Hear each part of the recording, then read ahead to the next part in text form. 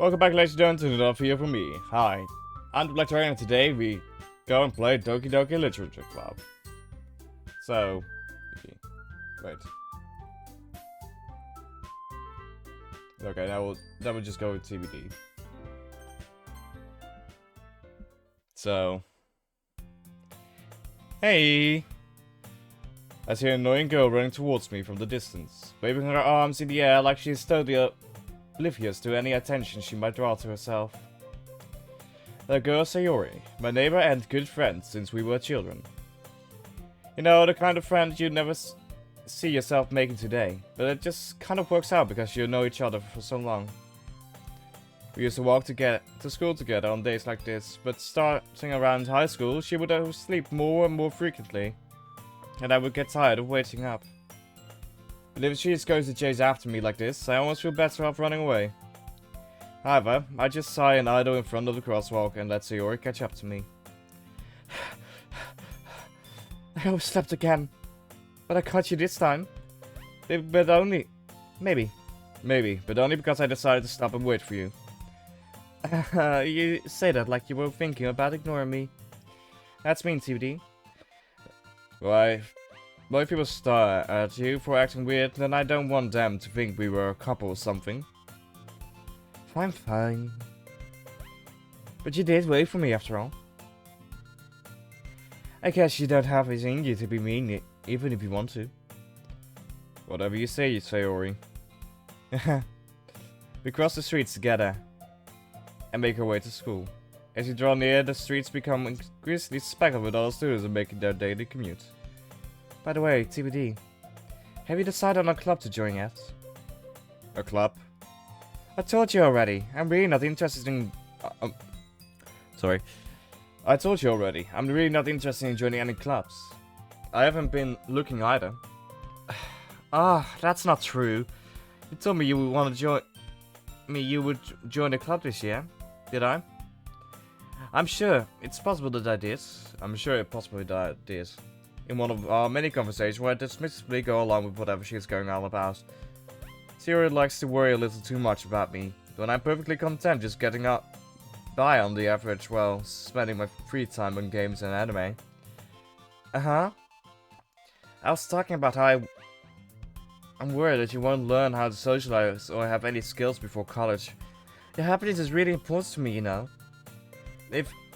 And I know you're happy now, but I die at the thought of you becoming a NEET in a few years, because you're not used to the real world. You trust me, right? Don't make me keep worrying about you. Alright. Oh wait. Alright. I'll look at a few clubs if it makes you happy. No promises though. Will you at least promise me you'll try a little? Yeah, I guess I'll promise you that. Yay! Why do I let myself get lectured by such a clever girl? More than that, I'm surprised I'm even let myself relent to her. I guess seeing her worry so much about me makes me want to ease her mind at least little bit. Even if she does exaggerate everything inside of her head.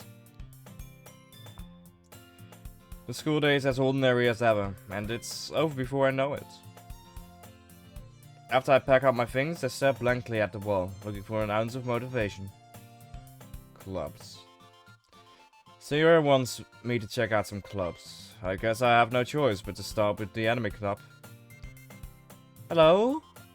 Sayori? Sayori must have come into the class while I was spacing out. I look around and realize that I'm the only one left in the classroom. I thought I catch you coming out of the classroom, but I saw you just sitting here and spacing out, so I came in. Honestly, you're even worse than me sometimes. I'm impressed.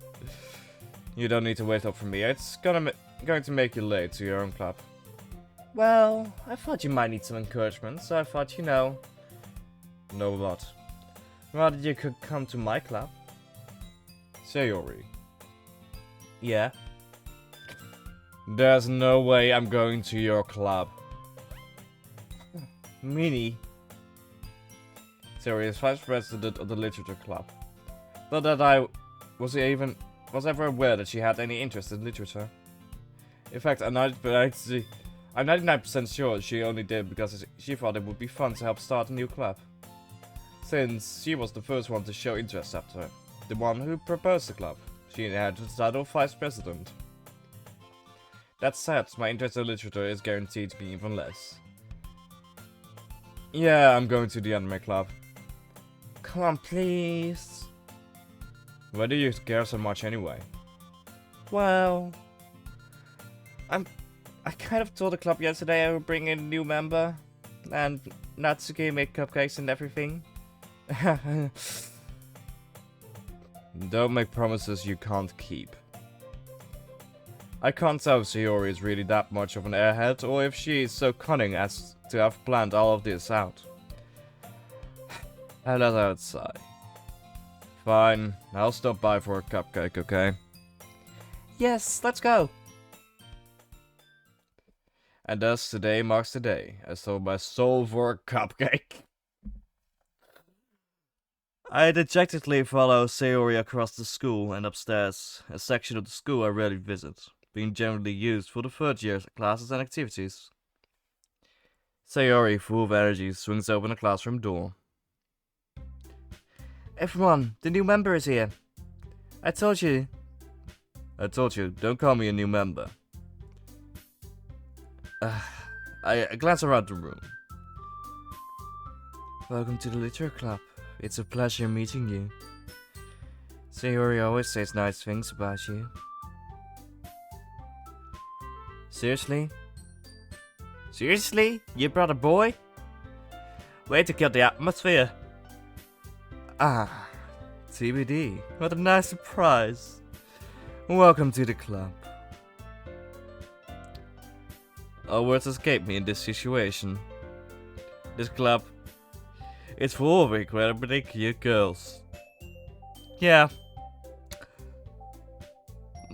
What are you looking at? If you want to say something, say it. Story. Natsuki. The girl with a sour attitude whose name is apparently Natsuki is the one I don't recognize. Her small figure makes me think she's probably a first year. She's also the one who made the cupcakes, according to Sayori. You can't just ignore her when she gets moody. Sayori says that quietly into my ear, then turns back to the other girls. Anyway, there's Natsuki, I was full of energy. And this is Yuri, the smartest in the club. Don't say things like that. Yuri, who appears comparably more mature and timid, seems to have a hard time keeping up with people like Sayori and Natsuki. Ah, well, it's nice to meet you both of you. And it sounds like you already know Monika, is that right? That's right. It's great to see you again, TBD. Monika smiles sweetly. We do know each other. Well, we rarely talked, but we were in the same class last year. Monika was probably the most popular girl in class. Smart, beautiful, athletic. Basically completely out of my league. So having her smile at me so genuinely feels a little...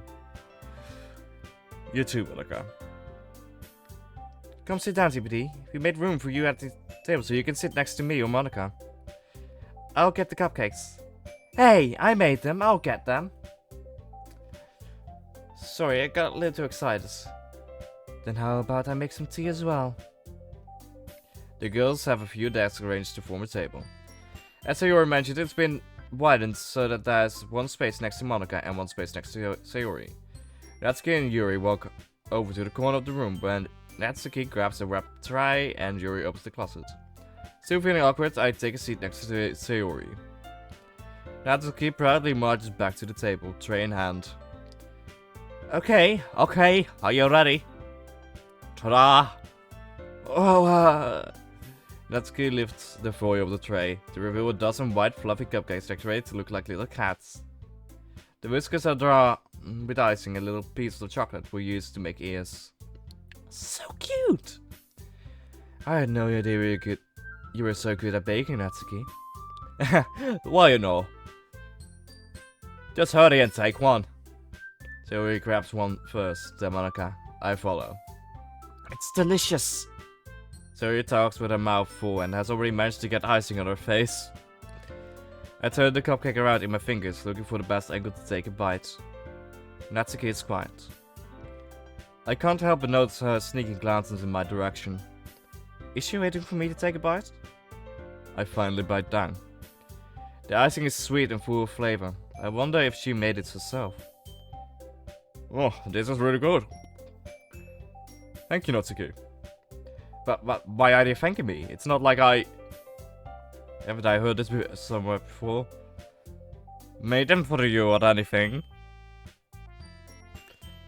I thought you technically did. Sayori said. Well, maybe. But not for you. I know you, dummy. You know. You. Alright.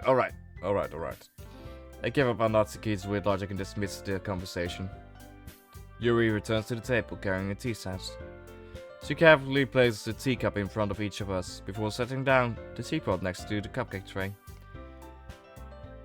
You give a whole tea set in the classroom? Don't worry, the teacher gave us permission. After all, doesn't a hot cup of tea help you enjoy a good book? I guess. Don't let yourself get intimidated. Yuri's just trying to impress you. It's not that. Insulted, Yuri looks away. I mean, that... you know. I believe you. Well, tea and reading might not be a pastime for me, but I at least enjoy tea. I'm glad. Yuri faintly smiles to herself in relief. Monika raises an eyebrow, then smiles at me. So, what made you consider the literature club? I was afraid of this question. Something tells me I shouldn't tell Monika that I was practically dragged here by Sayori. Well, I haven't joined any clubs yet, and Sayori seemed really happy here, so... That's okay. Don't be embarrassed. We'll make sure you feel right at home, okay? As president of the literature club, it's my duty to make the club fun and exciting for everyone. Monika, I'm surprised. How come? How come you've decided to start your own club? You could probably be a board member for any of the major clubs. Weren't you a leader of the debate club last year? Well, you know. To be honest, I can't stand all of the politics around the major clubs. It feels like nothing but arguing about the budget and publicity and how to prepare for events. I'd much rather take something I personally enjoy and make something special out of it. And if it encourages others to get into literature, then I'm fulfilling that dream. Monika is really a great leader. Yuri also nods in agreement. Then I'm surprised there aren't more people in the club yet. It must be hard to start a new club. You could put it that way. Not many people are very interested in putting out all the efforts to start something brand new. Especially when it's something that doesn't grab your attention like literature. You have to work hard to convince people that you're both fun and worthwhile. But it makes school events like festivals that much more important. I'm confident we can all really grow this club before we graduate. Right, everyone? Yeah! We'll do our best. You know it! Everyone, if you've enthusiastically agrees. Such different girls, and all interested in the same goal. Monika must have worked really hard just to find these three. Maybe that's why they're also delighted by the idea of a new member joining. Though, I still don't really know if I can keep up with their level of enthusiasm about literature. So, TBD, what kind of things do you like to read? Well, considering how little I've read these past few years, I don't really have a good way of answering that. Manga. I mutter quietly to myself, half jokingly. Natsuki's head suddenly perks up. It looks like she wants to say something, but she keeps quiet. Not much of a reader, I guess. Well, that can change. What am I saying? I spoke without thinking after seeing Yuri's sad smile. Anyways, what about you, Yuri? Well, let's see. Yuri chases the rim of her teacup with her finger. My favorites are usually novels that build deep and complex fantasy worlds. The level of creativity and craftsmanship behind them is amazing to me. And telling a good story in such a foreign world is equally impressive. Yuri goes on, clearly passionate about her reading. She seemed so reserved and timid since the moment I walked in, but it's obvious by the way her eyes light up that she finds her comfort in the world of books, not people. But you know, I like a lot of things. Stories with deep psychological elements usually immerse me as well. Isn't it amazing how writers can so deliberately take advantage of your own lack of imagination to completely throw you in for a loop? Anyways, I've been reading a lot of horror lately. I read a horror book once. I desperately grabbed something I can relate to at a minimum level. At this rate, Yuri might as well be having a conversation with a rock. Really? I wouldn't have expected that, Yuri. As someone as gentle as you. I guess you could say that. But if a story makes me think or takes me to another world, then I really can't put it down. Surreal horror is often very successful at changing the way you look at the world, if only for a brief moment. I hate horror. Oh, why's that? Well, Natsuki's eyes start over to me for a split second. Never mind. That's right, you usually like to write about cute things, don't you, Natsuki? But what? What gives you that idea? I left a piece of scrap paper behind last club meeting. It looked like you were working on a poem called... Don't say it out loud! I get that back! Fine. Your cupcakes? Your cupcakes, your poems? Everything you do is as cute as you are. Sayori sidles up behind Natsuki and puts her hands on her shoulders. I'm not cute! Natsuki, you write your own poems? Well, I guess sometimes. Sorry guys, by the way, for not being able to keep a straight accent with Natsuki. I don't know why I'm doing an accent for her, but I just can't keep it straight. Each one is different each time I say one of her lines. Well, I guess that's just something. Why do you care? I think that's impressive. I've written poems before. It's not that impressive. Why don't you share them sometime? No! That's good for her eyes. You wouldn't like them. Not a very confident writer yet? I understand how Natsuki feels. Sharing that level of writing takes more than just confidence.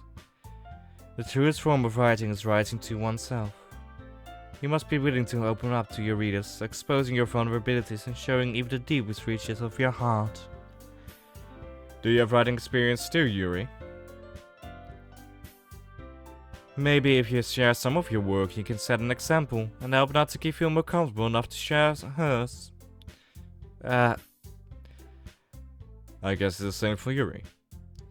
I want to read everyone's poems. You all sit in silence for a moment. Okay. I have an idea, everyone. Huh? Natsuki and Yuri look quizzical at Monika. Let's all go home and write a poem of our own. The next time we meet, we'll all share them with each other. That way, everyone is even. Yeah, let's do it! Plus, now that we have a new member, I think it would help us all get a little more comfortable with each other and strengthen the bond of the club. Isn't that right, TBD? Monika smiles warmly at me once again. Hold on, there's still one problem. What's that? Now that we're back to the original topic of me joining the club, I bluntly come forward with what's been on my mind the entire time. I never said I would join this club. Sayori may have convinced me to stop by, but I've never made any decision. I still have other clubs to look at and, at least I'm afraid of thought. All 4 girls stare back at me with dejected eyes. But... I'm sorry, I thought... TBD.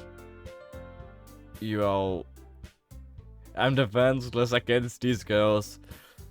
Yes, the classic, pretty girl has to just look a certain way and you get stuff done, yeah. How am I supposed to make a clear-headed decision where it's like this? That is, if writing poems is the price I need to pay in order to spend every day with these beautiful girls? Right. Okay, I decided then. I'll join the literature club. One by one the girls' eyes light up. Yes, I'm so happy.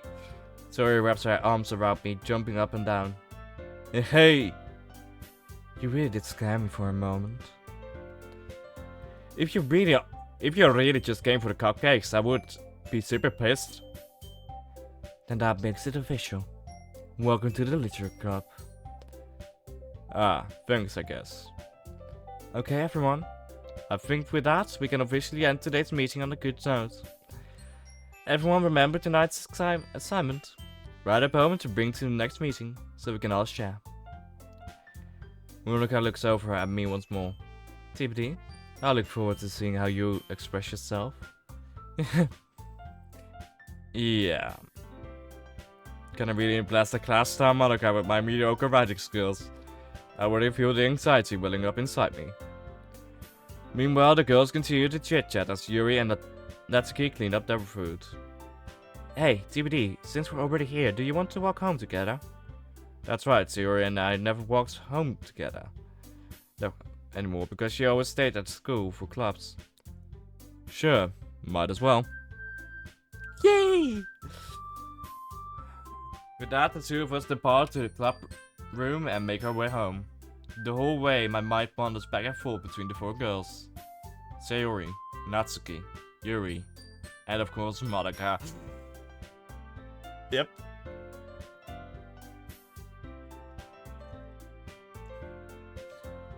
Will I really be happy spending every day after school in literature club? Perhaps I'll have a chance to grow close to one of these girls. Alright. I just need to make the most of my circumstances. And I'm sure good fortune will find me. And I guess let's start with writing a poem tonight.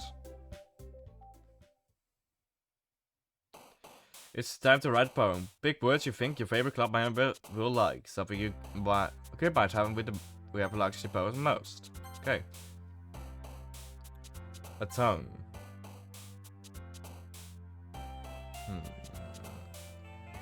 Wrath.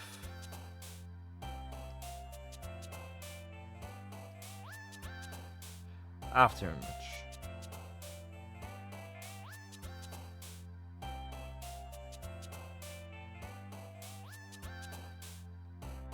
Imagination.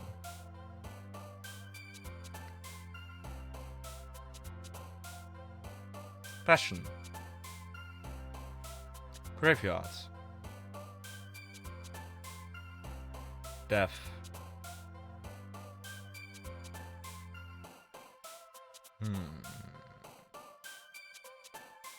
Uncontrollable. Secretive. Suicide. Tragedy. Grief.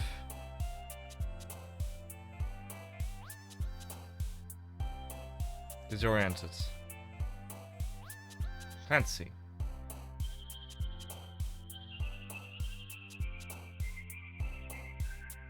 Desire. Depression. Unrestrained. Sadness. Unending. Nightgown. Hi again, TBD. Glad to see you didn't run away on us. Nah, don't worry. This might be a little strange for me, but at least I keep my word. Well, I'm back at the literature club. I was the last one to come in, so everyone else is already hanging out. Thank you for keeping your promise, TBD. I hope this isn't too overwhelming of a commitment for you. Make you dive headfirst into literature when you're not accustomed to it. Oh, come on! Like he deserves any slack. Sayori told me you didn't even want to join any clubs this year. And last year too. I don't know if you plan to just come here and hang out or what. But if you don't take it seriously, then you won't see the end of it. Natsuki, you certainly have a big mouth as someone who keeps a manga collection in the club room. Natsuki finds herself stuck between saying Monika and manga. Manga is literature. Swiftly defeated, Natsuki pops back into her seat. Don't worry, guys. TBD's always giving his best shots. Gives it his best as long as he's having fun. He helped me with busy work without me even asking. Like cooking, cleaning my room. How dependable. Sayori, that's because your room is so messy it's distracting. And you're almost set your house. And you almost set your house on fire. Oh yeah, that doesn't surprise me. Is that so? You two are really good friends, aren't you? I might be a little jealous. How come? You and TBD can become good friends too. Sayori? As usual, Sayori seems oblivious to the weird situation he just put me into. Oh, Yuri even brought you something today. You know... Wait, Sayori... Me? Not really... Don't be shy. It's really nothing. What is it? Never mind. Sayori made it sound like a big deal when it's not. What do I do? I'm sorry, I wasn't thinking. I guess this means it's up to me to rescue. The situation. Hey, don't worry about it. First of all, I wasn't expecting anything in the first place. So any nice gesture from you is a pleasant surprise. It will make me happy no matter what. Is that so? Yeah, I won't make it a big deal if you don't want it to be. Alright. Well, here. Yuri reached into her bag and pulls out a book. I didn't want you to feel left out, so I picked out a book that I thought you might enjoy. It's a short read, so it should keep your attention if you don't usually read. And we could, you know, discuss it if you want to. This is... How's this girl accidentally being so cute? Yeah. Cheers. She even picked out the book. She thinks I'll luck, despite me not reading much. Yuri, thank you. I'll definitely read this. I enthusiastically take the book. Well, you can read it at your own pace. I look forward to hearing what you think.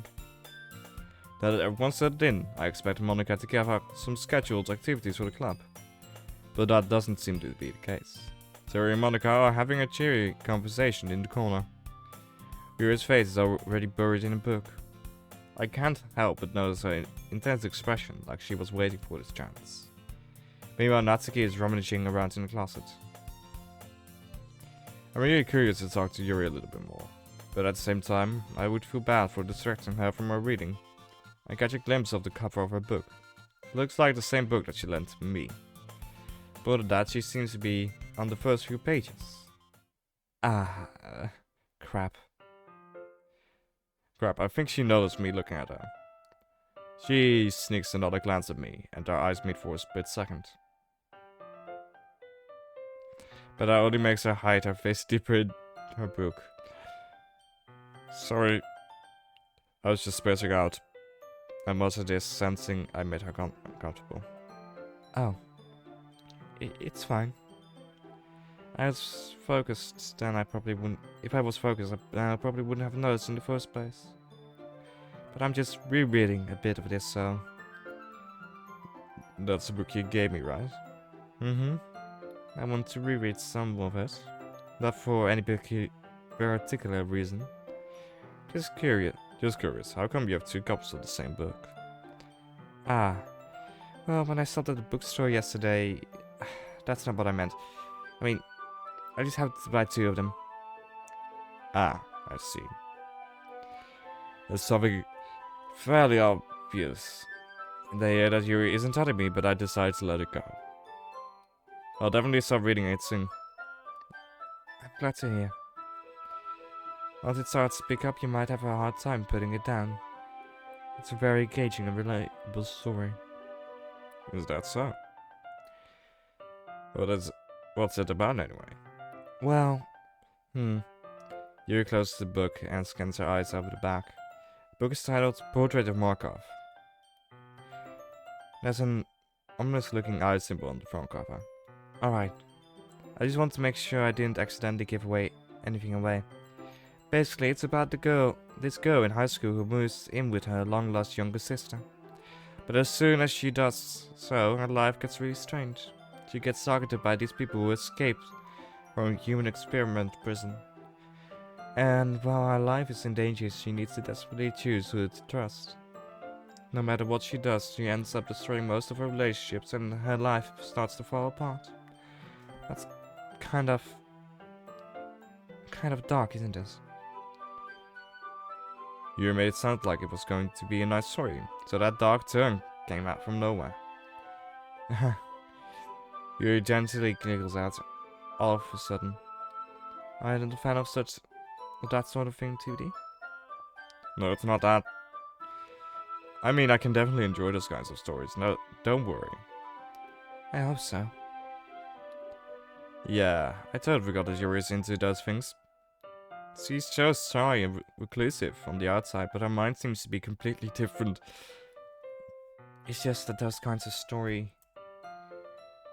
They challenge you to look at life from a strange new perspective. Where horrible things happen just because someone wants to be evil. But because they have their own goals, or their own philosophies that they believe in. Then suddenly, when you thought you relate to the protagonist, they're made out to be the naive one for letting the other one-sided morals interfere. Their one-sided morals interfere with the villain's plans. I'm rambling, aren't I? Not again. I'm sorry. Hey, don't apologize. I haven't lost interest or anything. Well, I guess it's alright then. But I feel like I should let you know that I have this problem. When I let things like books and writing through my head, I kind of forget to pay attention to other people. So I'm sorry if I end up saying something strange. And please stop me if I start talking too much. I really don't think you need to worry. That just means you're passionate about reading. The least I can do is listen. It's a literature club after all. That's true. In fact, I might as well get started reading it. Right. You don't have to. What are you saying? Just a moment ago you said you were looking forward to it. Let me just get the book. I quickly retrieved the book that I had put into my bag. Alright, it's fine if I sit here, right? I slip into the seat next to Yuri's. Yeah. Are you sure? You seem a little apprehensive. I'm sorry. It's not that I don't want you to. It's just something I'm not very used to. That is, reading in company with someone. I see. Well, just tell me if I end up distracting you or anything. Alright. Open the book and start the prologue. I still understand what Yuri means about reading in company. It is as if I can feel her presence over my shoulder as I read. It's not a particular bad feeling. Maybe a little distraction, but the feeling is somewhat comforting. Yuri is in the corner of my eye. I realize that she is not actually looking at her own book. I glance over. It looks like she's reading from my book instead. Sorry. I was just... Yuri, you really apologize a lot, don't you? I do? I don't really mean to... Sorry. I mean... yeah, okay, yeah, good writing. You know, when writing is good when it actually makes you laugh at the moment the character laughs. Then you know it's good writing. Yeah, this should work, right? I slide my desk on till it's up against Yuri's, then hold the book more between the two of them. I suppose so. Yuri timidly closes her own copy. Once we each lean in a little bit, our shoulders are almost touching. Feels like my left arm is in the way, so instead I use my right hand to hold the book open. I guess that makes it kind of difficult to turn the page. Here. Yuri takes her left arm and holds the left side of the book between her thumb and forefinger. I do the same with my right arm on the right side of the book. That way I turn the page, and Yuri slides it under her thumb after it flips to her side. But I'm holding it like this. We're huddled even closer. We're huddled even closer together than before. It's actually kind of distracting me. It is as if I can feel the warmth of Yuri's face, and she is in the corner of my vision. Are you ready? To turn the page. Sorry. I think I got a little bit distracted for a second. Glance over Yuri's face again, and our eye meets. I don't know how I'll be able to keep up with her. That's okay. You're not used to reading, right? I don't mind being patient if it takes you a bit longer. It's probably the least I can do. Since you've been so patient with me. Yeah. Thanks. We continue reading. Yuri no longer asks me if I'm ready to turn the page. Instead, I just assume that she's finished the page before me, so I turn it by my own volition. We continue the first chapter in silence. Even so, turning each page almost feels like an intimate exchange.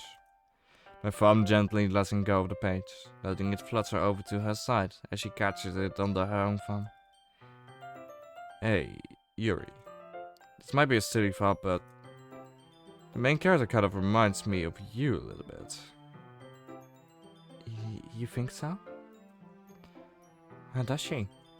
Well, I guess she's more blunt in lots of ways, but she also second guesses all of the things that she says and does. Like she's afraid she'll do something wrong.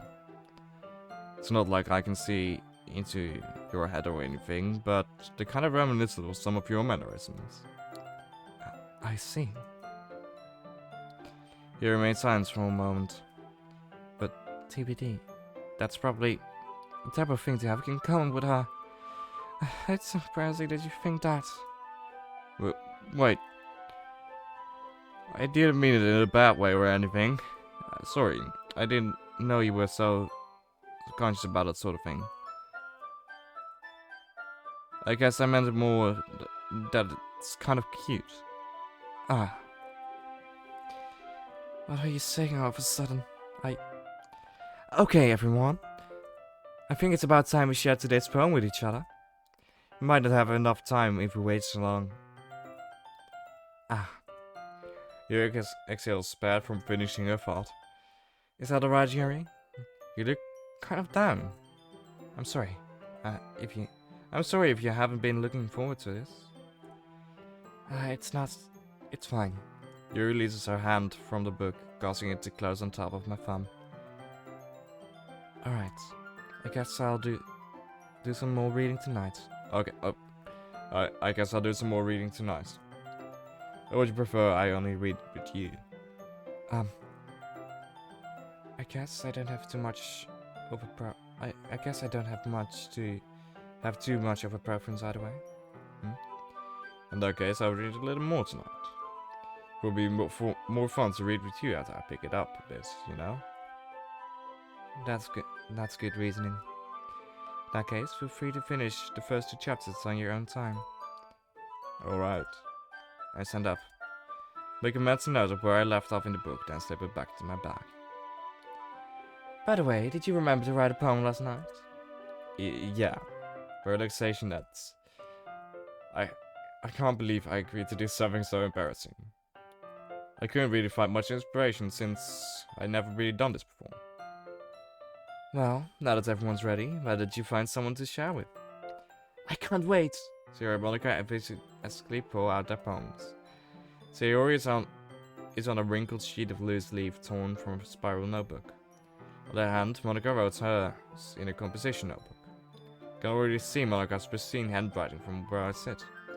Natsuki and reluctantly comply as well, reaching into their bags. I did the same myself. Who should I show my poem first? My girl Yuri, of course. Yuri seems the most experienced, so I should start with her. I can trust her opinion, to be fair. As Yuri reads the poem, I notice her eyes lighten. Exceptional. What's that? Did it just say something out loud?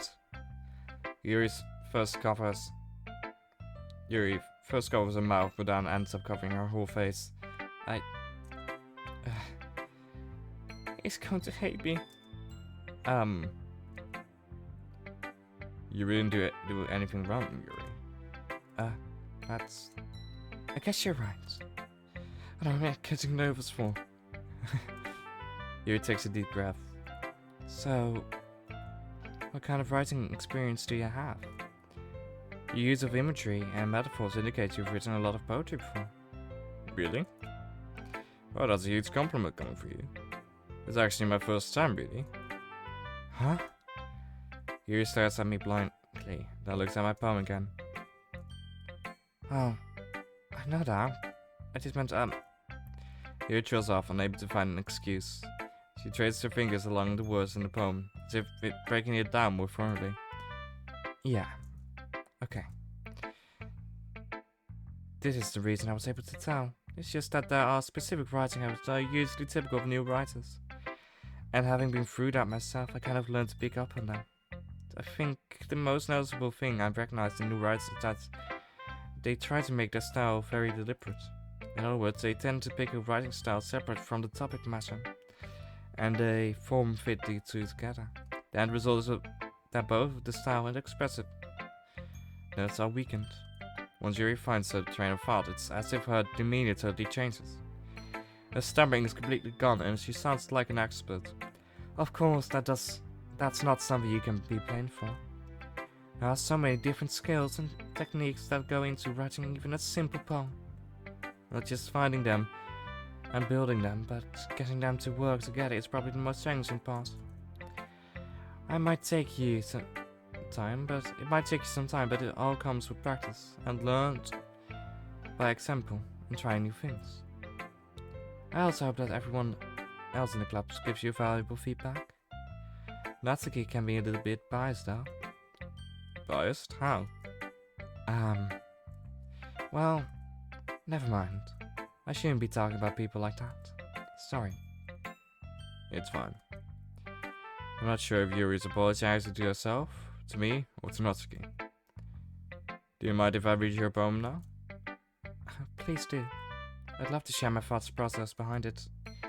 Yuri smiles dreamily, as if this is a rare opportunity for her.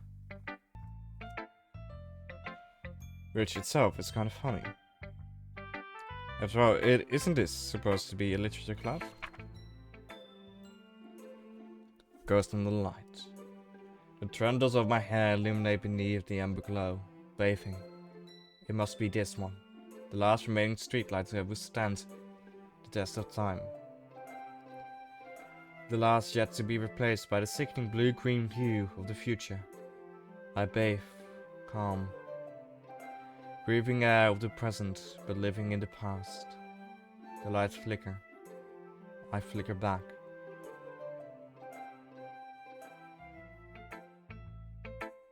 I'm sorry, I have such terrible handwriting. I've worse. Really, I've worse, so don't worry. What? I wasn't thinking that at all. but it took you a long time to read. Ah, well, I just don't read script very often. I actually think your handwriting's pretty. That's a relief. Also, I like the poem. Even though it's short, it was really descriptive. It wasn't too short. I usually write longer poems. Not at all. I'm really glad you liked it. I'll be honest. Since it's our first time sharing, I wanted to write something a little bit more mild. Something easy to digest, I suppose. Are you into ghosts, Yuri? Actually, the story isn't about a ghost at all, Doody. Really? I must have totally missed the point. Well, I suppose you did only glance over it after all. But remember, the poet often expresses their own thoughts, feelings and experience in their work. They usually do more than tell a simple story or paint a picture.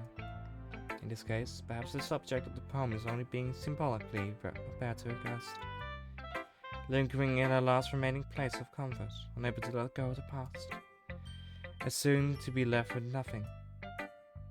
That's a lot more solemn, putting it that way. I hadn't even thought of that. That's impressive. It's nothing really. Yours was impressive too, so... Nah.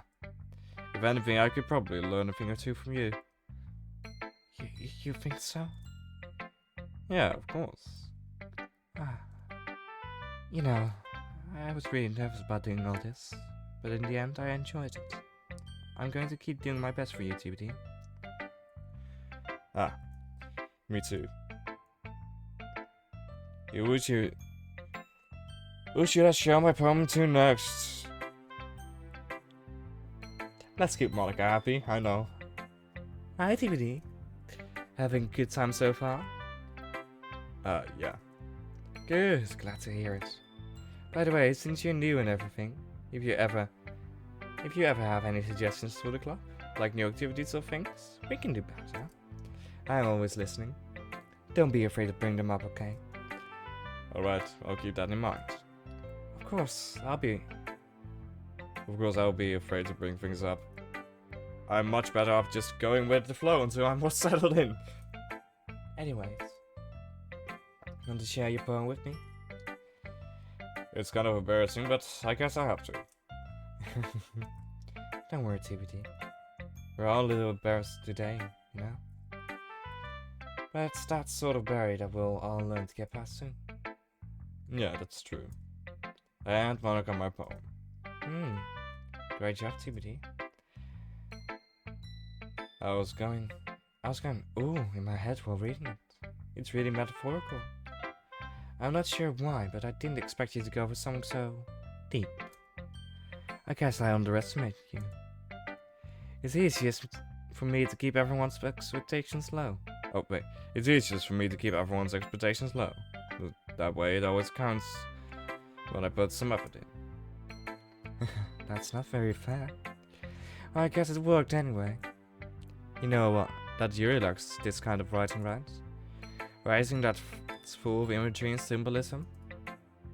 Unlike Sayouri, who likes to use it in simple and direct words to describe happiness and sadness.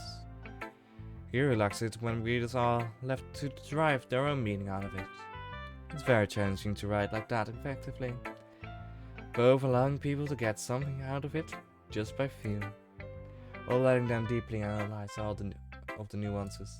It can take years of that practice, which I'm assuming Yuri has had at this point. I never really asked her. I'm sure I'm nowhere near your level yet. Don't worry so much about that. You do your own thing. Just keep exploring and learn by trying new things. I'm sure I'll end up trying different things a lot. It could take a while before I feel comfortable doing this. That's okay. I'd love to see you try new things. That's the best way to find the kind of style that suits you. Everyone else might be a little bit biased toward their own kinds of styles, but I will always help you find what suits you the most. So don't force yourself to write the way everyone else wants you to write. It's not like you have to worry about impressing them or anything. Anyways, do you want me to read my poem now? Don't worry, I'm not very good. You sound pretty confident for someone who claims to not be very good. Well, that's because I have to sound confident. That doesn't mean I always feel the way, you know? I see. Well, let's read it then. Hole in the wall. It couldn't be me. See, the direction the sparkle protrudes. A noisy neighbor, an angry boyfriend. I'll never know. I wasn't home. I peer inside for a clue. No, I can't see. I reel blind like a film left out in the sun. But it's too late. My retina's already scorched with a permanent copy of the meaningless image. It's just a little hole. It wasn't too bright. It was too deep, stretching forever into everything, all of infinite choices. I realize now that I wasn't looking in. I was looking out, and he on the other side was looking in. So, what do you think? It's very freeform. If that's what you call it.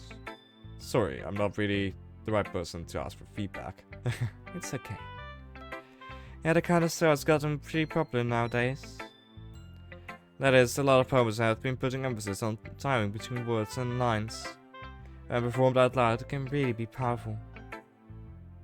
What was the inspiration behind this one? Well, I'm not sure if I know how to put it. I guess you could say that I'm come by the epiphane. I don't know how to pronounce that word. Epiphany, recently. It's been influencing my poems a bit. An epiphany? Yeah, something like that. I'm kind of nervous to talk about deep stuff like that, because it's kind of coming from strongly. Maybe after everyone's better friends with each other. Anyway, here's Monika's writing tip of the day. Something when you're writing a poem or a story, your brain gets too... Sometimes when you're writing a poem or a story, your brain gets too fixated on a specific point. If you try so hard to make it perfect, then you'll never make any progress. Just force yourself to get something down on the paper and hit it up later. Another way to think about this is, if you keep your pen on the same spot for too long, you'll get a dark puddle of ink. Or just move your hand and go with the flow. That's my advice for today. Thanks for listening. Okay. Do I really have to go through every girl? Okay. Now we're going Natsuki.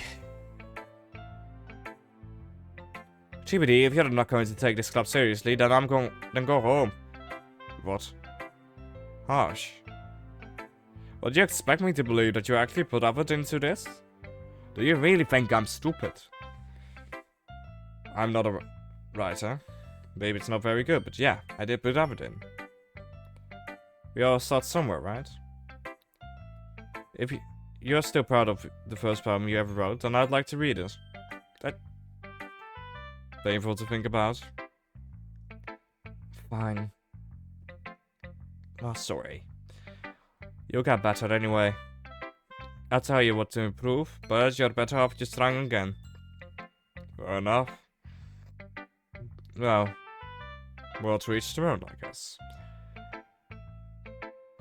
Anyways, I guess I got a set of mine now. Knowing you, you probably think it's stupid. Eagles can fly, monkeys can climb, crickets can leap, horses can race, owls can sneak, cheetahs can run, eagles can fly, people can try, but that's about it. It's very simple. Yeah, I told you that you were gonna like it. I like it. No, I don't. What? Just be honest. I am. Why are you so convinced that I wouldn't like it? Well, because everyone in high school thinks that writing has to be sophisticated and stuff, so people don't even take my writing seriously. But isn't the point of poems for people to express themselves? Your writing style wouldn't make your message any less valid. Yes, exactly. I like it when it's easy to read, but it hits your heart. Like in this poem. Seeing everyone around you do great things can be really disheartening. So I decided to write about that. Yeah, I understand.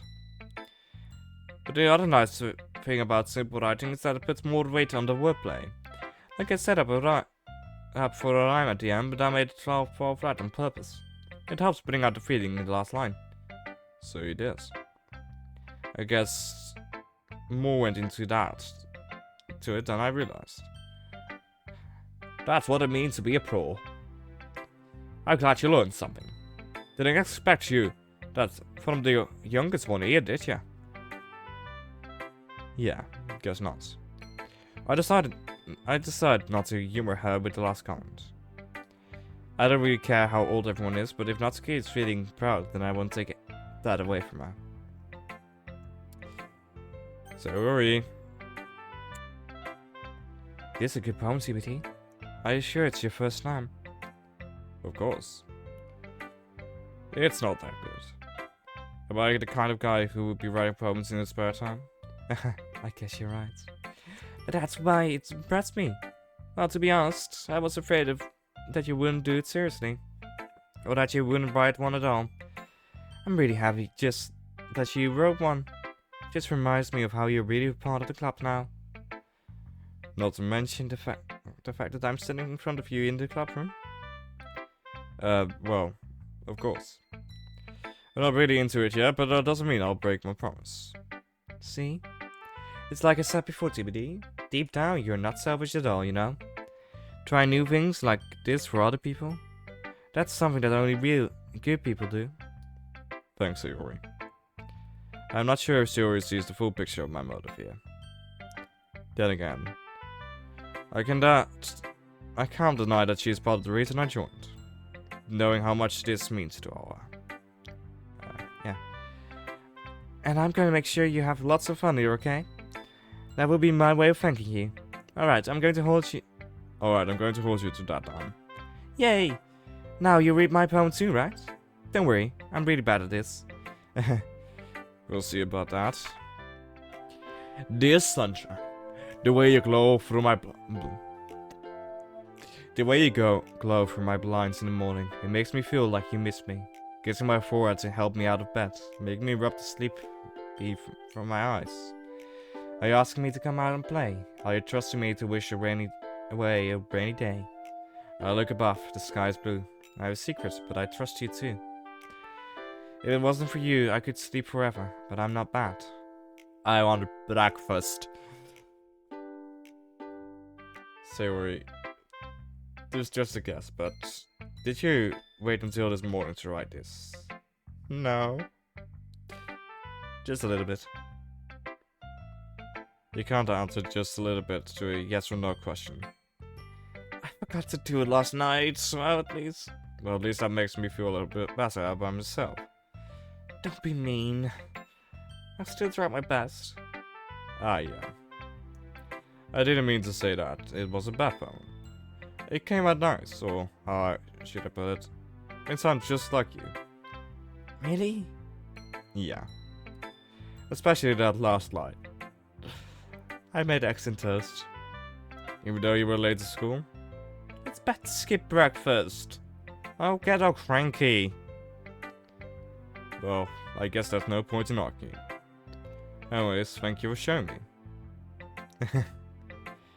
This was so much fun. Monika's the best. Ah, yeah. But next time, I won't forget. I'm gonna write that best poem ever. I guess I'll look forward to it. Yeah, that was a lot. Okay. I guess that's everyone. I glance around the room. That was a little more stressful than I anticipated.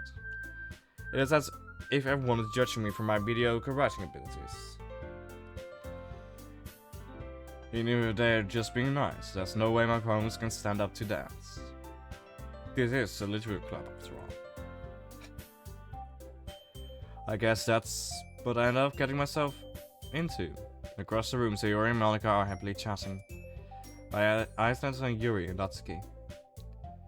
They daintily exchange sheets of paper, sharing their respective poems. As they read in tandem, I watch each of their expressions change. Natsuki's eyebrows furrow in frustration, meanwhile Yuri smiles sadly. What's with this language? Did you say something? Oh, it's nothing. Natsuki dismissively returns the poem to the desk with one hand. I guess you could say it's fancy. Ah, thanks. Yours is cute. Cute? Did you completely miss the symbolism or something? It's clearly about the feeling of giving up. How can that be cute? I know that. I just meant language, I guess. I was trying to say something nice. Ah. You mean you have to try that hard to come up with something nice to say? Thanks, but it really didn't come out nice at all. Well, I do have a couple more suggestions. I was looking for suggestions. If I was looking for suggestions, I would have asked someone who actually liked it. Which people did, by the way. Sayori liked it. And TBD did too. So based on that, I'm gladly give you some suggestions of my own. First of all, excuse me. I appreciate that, but I spent a long time establishing my writing style. I don't expect it to change anytime soon. Unless, of course, I come across something peculiarly inspiring. Which I haven't yet. And DVD liked my poem too, you know. He even told me he was impressed by it. Natsuki suddenly stands up. Oh? I didn't realize you were so invested in trying to impress our new member, Yuri. That's not what I... Ooh. You just... Yuri stands up as well. Maybe you're just jealous that TBD appreciates my advice more than he appreciates yours. Huh? And how do you know he didn't appreciate my advice more? Are you that full of yourself? No. If I was full of myself, I would deliberately go out of my way to make everything I do overly cutesy. Is everyone okay? Well, you know what? I wasn't the one whose beard magically grew a size bigger as soon as TBD starts showing up. Natsuki. Natsuki, that's a little... Guess that's enough of ya. I don't like fighting, guys. Suddenly, both girls turned towards me as if they noticed I was standing there. TBD, she just tried to make me look bad. That's not true. She started it. If she get over herself and learn to appreciate that simple writing is more effective, then this would have happened in the first place. What's the point in making your poems so convoluted for no reason? The meaning should jump out at the reader, not force them to have to figure it out. Help me explain that to word TBD. Wait, that's the reason we have so many deep and expressive words in our language. It's the only way to convey complex feelings and meaning the most effectively. Avoiding them is not only unnecessarily limiting yourself, it's also a waste. You understand that, right, TBD? Well? How did I get dragged into this in the first place?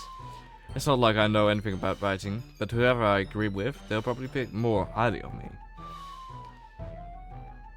So, of course, that's got to be my girl, Yuri. Natsuki? You're right that I liked your poem. See? Wait. That's not an excuse for me to be so mean. For you to be so mean. You shouldn't pick a fight just because someone's opinion is different. That's not what happened at all. Yuri would have even taken my poem seriously. I understand. Yuri? Yeah? You're a seriously talented writer. It's no secret that I was impressed. Oh, that's... But here's the thing. No matter how simple or refined someone's writing style is, they're still putting feelings into it, and it becomes something really personal. That's why Natsuki felt threatened when you said her poem was cute. I see. I didn't know that I'm sorry. But Natsuki, you took it way too far. Yuri means well, and you've just told her how you felt, then this... If you just told her how you felt, then this wouldn't have happened in the first place. Are you kidding? That's exactly what I did. It was her that... Natsuki, I think that's enough. You both said things that you didn't mean. You apologized. Don't you think you should too? Nah. Natsuki clenches her fist. In the end, nobody has taken her side.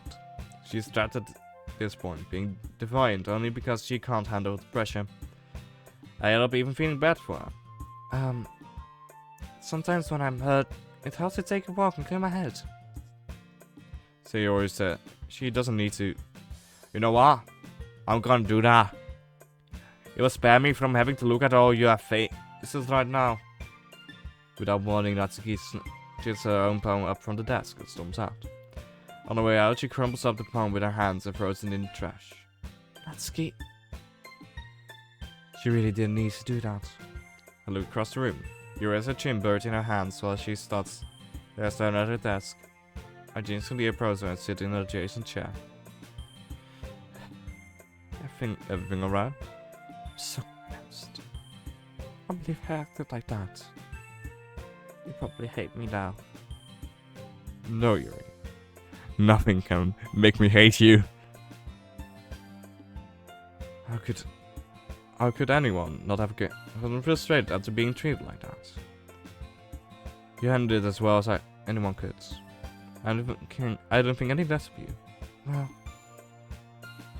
alright, I believe you. Thanks, TBD. You're too kind. I'm thankful to have you a part of this club now. It's nothing. One more thing. That one thing Natsuki said about you. I will never do anything so shameful. So, what thing did Natsuki say? Well, never mind that. I'm going to make some tea. Ah, good idea. Big enough for more than one person, okay? Yeah. Okay, everyone. It's just about time for us to leave. How did you feel about sharing your poems? It was not so fun. Well, I'd say it was worth it. It was alright. Well, mostly. TBD, how about you? I'd say the same. It was a new thing to talk about with everyone. Awesome. In that case, we'll do the same thing tomorrow. And maybe you learn something from your friends too. So your poems will turn out even better. I think to myself, did I learn a little more about the kinds of poems everyone likes? With any luck, that means I can at least do a better job impressing those I want to impress. And not to myself with newfound determination. TBD, ready to walk home? Sure, let's go. Sayori beams at me. It truly has been a while since Yuri and I have spent this much time together. I can't really say I'm not enjoying it either. Sayori, about what happened earlier. What do you mean? No, between Yuri and Natsuki. Does that kind of thing happen often? No. That's really the first time I've seen them fight like that. I promise they're both wonderful people. You don't hate them, do you? No, I do. No, I don't hate them. I just wanted your opinion, that's all. I can see why they make good friends with you. You know, TBT, it's nice I get to spend time with you in the club. But I think seeing you get along with everyone is what makes me the happiest. And I think everyone really likes you too. That's... Every day is going to be so much fun. It looks like she still has a caught on to the kind of situation I'm in. Sure, being friends with everyone is nice, but doesn't really need to stop there. We'll just have to see what the future holds, Sayori. I bet Sayori on the shoulder. I said that more to myself than to her, but it's easy to use Sayori as an internal monologue sometimes. Okay? Yeah. Let's do this. Okay. Captive. Broken.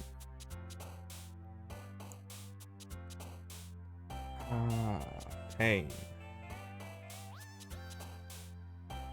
Explode? Explode. Graveyard. Dark.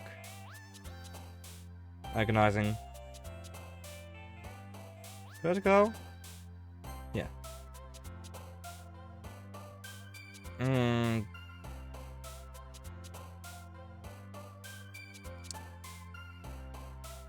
Nightgown. Disaster. Fancy.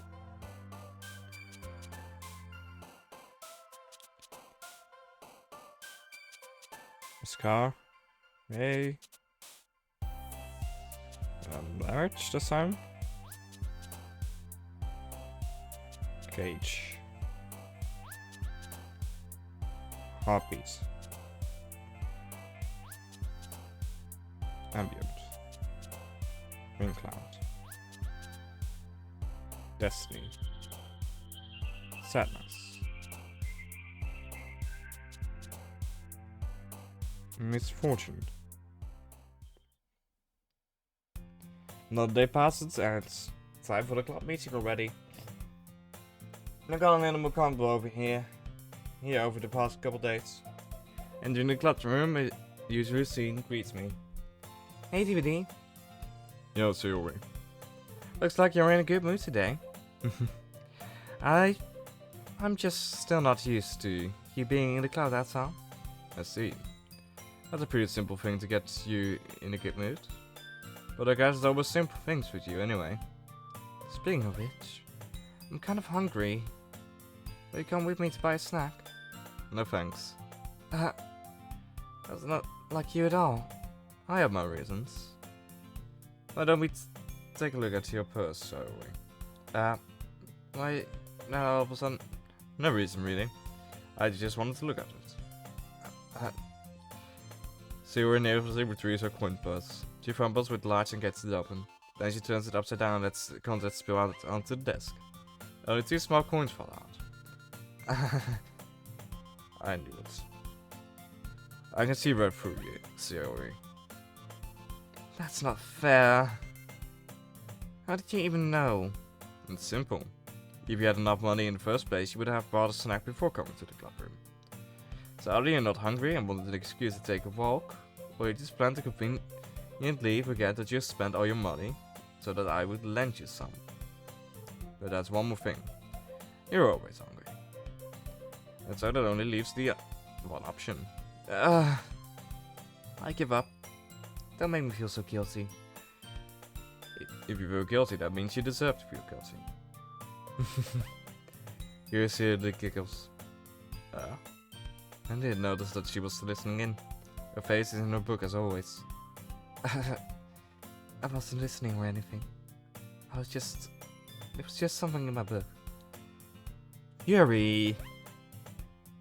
Said CBD to let me borrow some money. Don't get me involved like that, Sayori.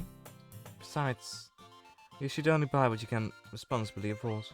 And frankly, after putting a mischievous little stunt like that, your suffering is fair enough retribution. I didn't mean that. I get too absorbed in my book. I really like when you speak your mind, Yuri. It doesn't have much, but it's a fun side of you. There's no way you could think that. You're right though. I did something bad and now I have to accept the revolution. Retribution. That. Still coming from you, Sayouri. I guess that's a little devil inside all of us, isn't there? Don't let her fool you. Shira knows exactly what she's doing. After all, she told you guys she was bringing me to the club before she even told me. But you wouldn't have come if it weren't for the cupcakes. So I had to trick Natsuki into making them. Come on, give me more credit than that, Sayori. Yeah. I know it's something. Snacks. Sayori in the face as it fumbles onto the desk. Ow. What was that? Huh? A cookie? Enough, it's a giant cookie wrapped in plastic. Sayori glances around. It's Is this a miracle? It's because I paid my restitution? Retribution. Actually, that one almost worked. I was just gonna give it to you. But then I heard you blab out about the cupcakes. That was totally worth seeing your reaction though, haha. Natsuki! That's so nice of you. I'm so happy. Sayori hugs the cookie. Jeez, just eat it. Sayori rapidly tears over the wrapper and takes a big bite. So good. Sayori slowly claps her hand up for her mouth. I bit my tongue. You're going through a lot over just one cookie. Natsuki takes a bite of a cookie. Ah, you looks great too, Natsuki. Gonna try? Jeez. Beggars can't be choosers. But yours is chocolate. Yeah. Why do you think I gave you that one? Fine. So I'm really happy that you shared this one with me. Sayori gets out of her seat and goes behind Natsuki, then wraps her arms around her. Jeez. I get it. Cookie still in hand, Natsuki reaches up to nudge Sayori off of her. Sayori suddenly leans down and takes a bite of Natsuki's cookie. Hey! Did you seriously just do that? Mouthful Sayori trots away to safety. Yuri and I laugh as well. Jeez, you're such a kid sometimes. Monika, can you tell Sayori? Natsuki glances around. Monika isn't in the club room. Where's Monika anyway? Good question. Have any of you heard anything about her being late today? Not me. Yeah, I haven't either. That's a bit unusual. I hope she's okay. Of course she is okay. She probably just had something to do today. She's pretty popular after all. You don't think she's as I... I wouldn't be surprised. She's probably more desirable than all of us combined. Oh, don't say that, Yuri. Don't say that, dear. That's true. Excuse me? Suddenly the door swings open. Sorry, I'm super sorry. Ah, there you are. I didn't mean to be late. I hope you guys weren't worried or anything.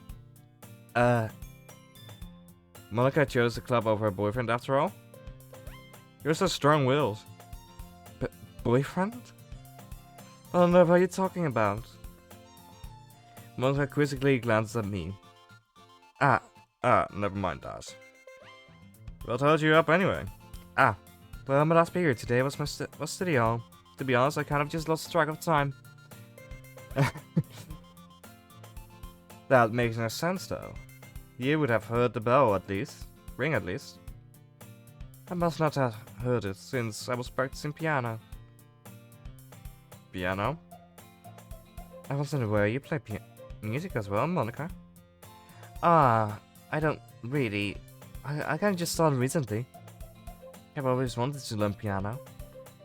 That's so cool! You should play something for us, Monika. Monika looks at me. Maybe once I get a little bit better, I will. Yay! That sounds cool. I also look forward to it. Is that so? In that case, I won't let you down, TBD. Monika smiles sweetly.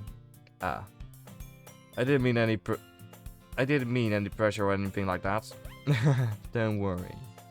I've been practicing a whole lot recently. And I'd really love the chance to share once I'm ready. I see. In that case, best of luck. Thanks. So I didn't miss anything, did I? Not really. I choose to leave out Sayori's mischievous escapade. I'm sure Natsuki will end up complaining to her anyway. It looks like everyone has already settled down. Sayori somehow already finished her entire cookie. Yuri is back to her book and Natsuki disappeared into the closet. Okay, well.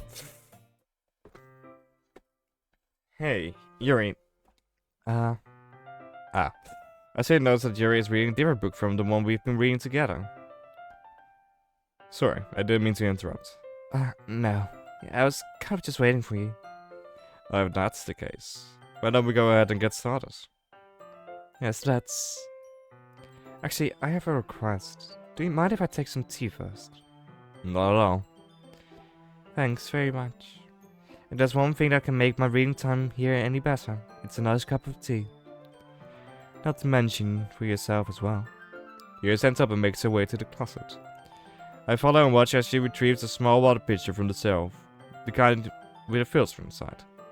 Can you hold this for a second? Sure. Yuri hands me the water pitcher and also fetches an electric kettle. I'm going to plug this in at the teacher's desk, and then we'll go get some water. She walks past me and sets the kettle down on the teacher's desk. I simply watch her movement. To my surprise, the way she moves really contrasts the speaking mannerisms. Especially because of her long legs, Yuri appears elegant and methodical. Okay, may I have the water pitcher? Thanks, I'll be right back. Ah, I might as well walk with you. Yeah, why not? Shall we go then? Yeah. Why are you two off to? We're just... Yuri's going to make some tea, so... I suddenly realized how weird it sounded to explain this to Monika. We're just filling the water pitcher. Ah, okay. So I just was a bit curious. That's kind of a one-person job, isn't it? That's... Monika, please mind your own business for once. Or do you want me to tell you there's something wrong with helping involve TBD in the club activities? My mouth gapes. I suppose there's nothing wrong with that. Then let's go, TBD. Yuri quickly exits the room and I follow. Once in the hallway, she suddenly puts her forehead against the wall. I spoke without thinking. How could I say something like that? Yuri. Something about the way she said that. It made me feel so irritated. What's wrong with me? No, Yuri. I think you did the right thing. I wasn't expecting it, but it's also not right for Monika to judge people like that. TPD. How come even when I do something bad, you're being so nice to me? Because nothing that you do is as bad as you make it seem in your head. Nobody's perfect. We have emotions and we can't always hide them away. But you always amplify things in your head. Your mind turns a light rain shower into a hurricane.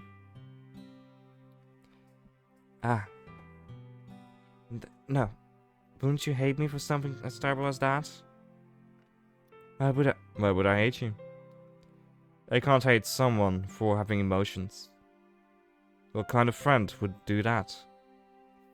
Friend, you say? Yuri lifts her head. TVD. I really like being friends with you. Thanks, Yuri. I like being friends with you too. I feel kind of awkward saying something like that, but I'm doing my best to help Yuri feel better. Anyway. Yeah. Shall we go? Yeah. Yuri and I walk to the nearest water fountain. Once we fill up the water pitcher, we return to the classroom. TBD, do you like oolong tea? Yeah. Anything is fine. Very well. Yuri sets the temperature of the kettle to 200 degrees.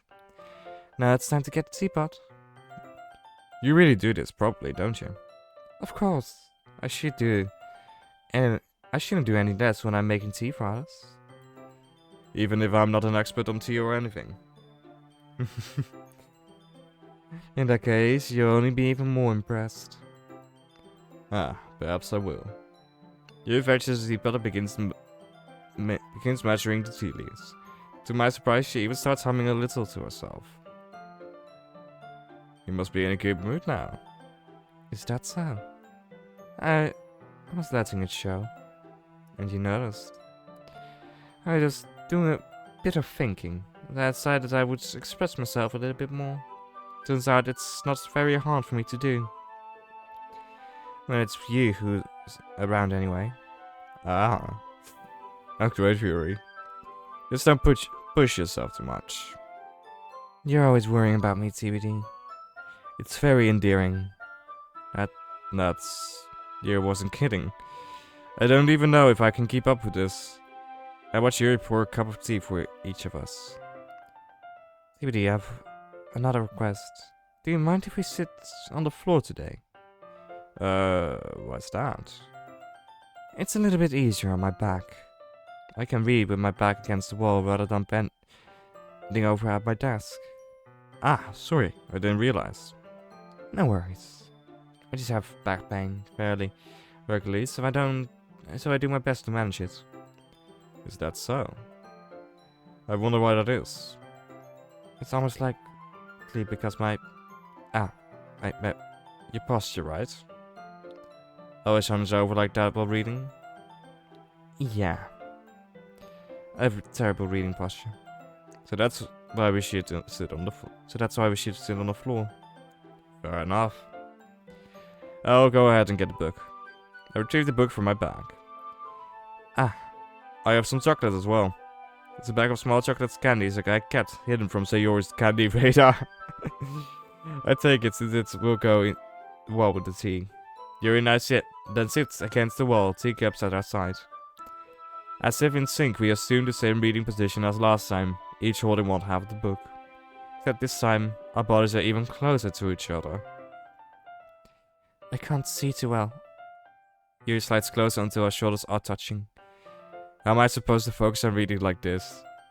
Yuri was always kind of cute, but when she's being less apprehensive, it's almost more than I can handle. Your teacup. Yuri hands me my teacup. Holding with my hand that's not holding the book, I end up in a position that makes it even harder to focus. Because now I need to worry about making sure I don't accidentally touch her chest. Meanwhile, Yuri hasn't noticed a single thing. She wears her intense reading expression, and I can only presume the world around her has faded away. I use all of my willpower to focus on reading. After a few minutes, I finally manage to relax a little. I put the teacup between my legs and fumble with the chocolate wrapper. Ah, sorry.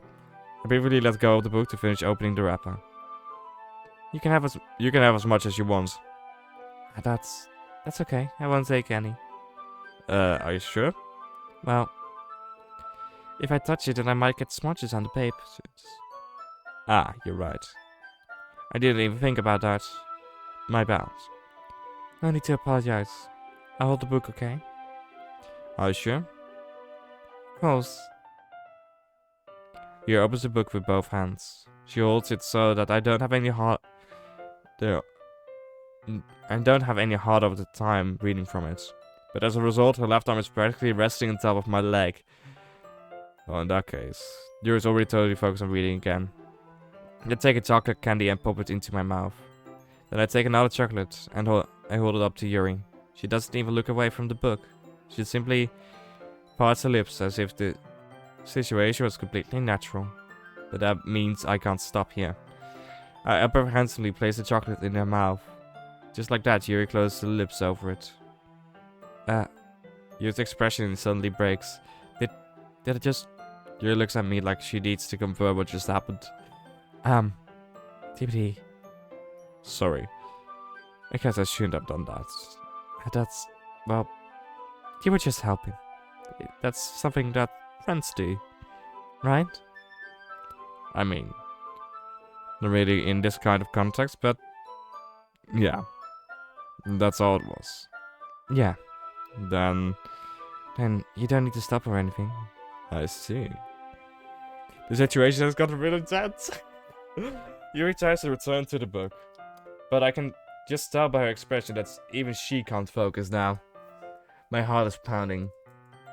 I nervously take another chocolate between my fingers, but this time Yuri's eyes meet mine. How did it even come to this? Yuri doesn't avert her gaze. I notice her chest rising and falling to the rhythm of her breaths. I raise my arm. Like before, Yuri parts her lips. But it's different this time. I take the chocolate and place it in her mouth. I feel a hot breath on my finger. Okay, everyone. Yuri yells back. It's time to share poems. TBD, you can help Yuri put away the tea stuff, right? Yeah, of course. Okay, thanks. The spells are perfectly broken. Monika, why did you do that? I'll take care of the cups. Yeah, Yuri picks up the teacups from the floor. I pick up the bag of chocolates. In the end, we hastily clean up without so much as a word between us. I get a feeling this is something neither of us will have the courage to bring up. Of course, I need to show my girl Yuri the poem first. Let's see what you've written for today. Ooh. Yuri stares at the poem with a surprised expression on her face. Do you like it?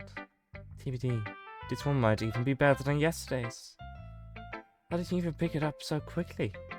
Just yesterday I was telling you the kind of technique worth practicing. Maybe that's why. You did a good job explaining. You did a good job explaining. I really wanted to try giving it more imaginary imagery. Use visibly swallows. Even her hands appear sweaty. I'm not used to this. Used to what? I don't know. It's fine. Take your time. Yuri breathes and collects her thoughts.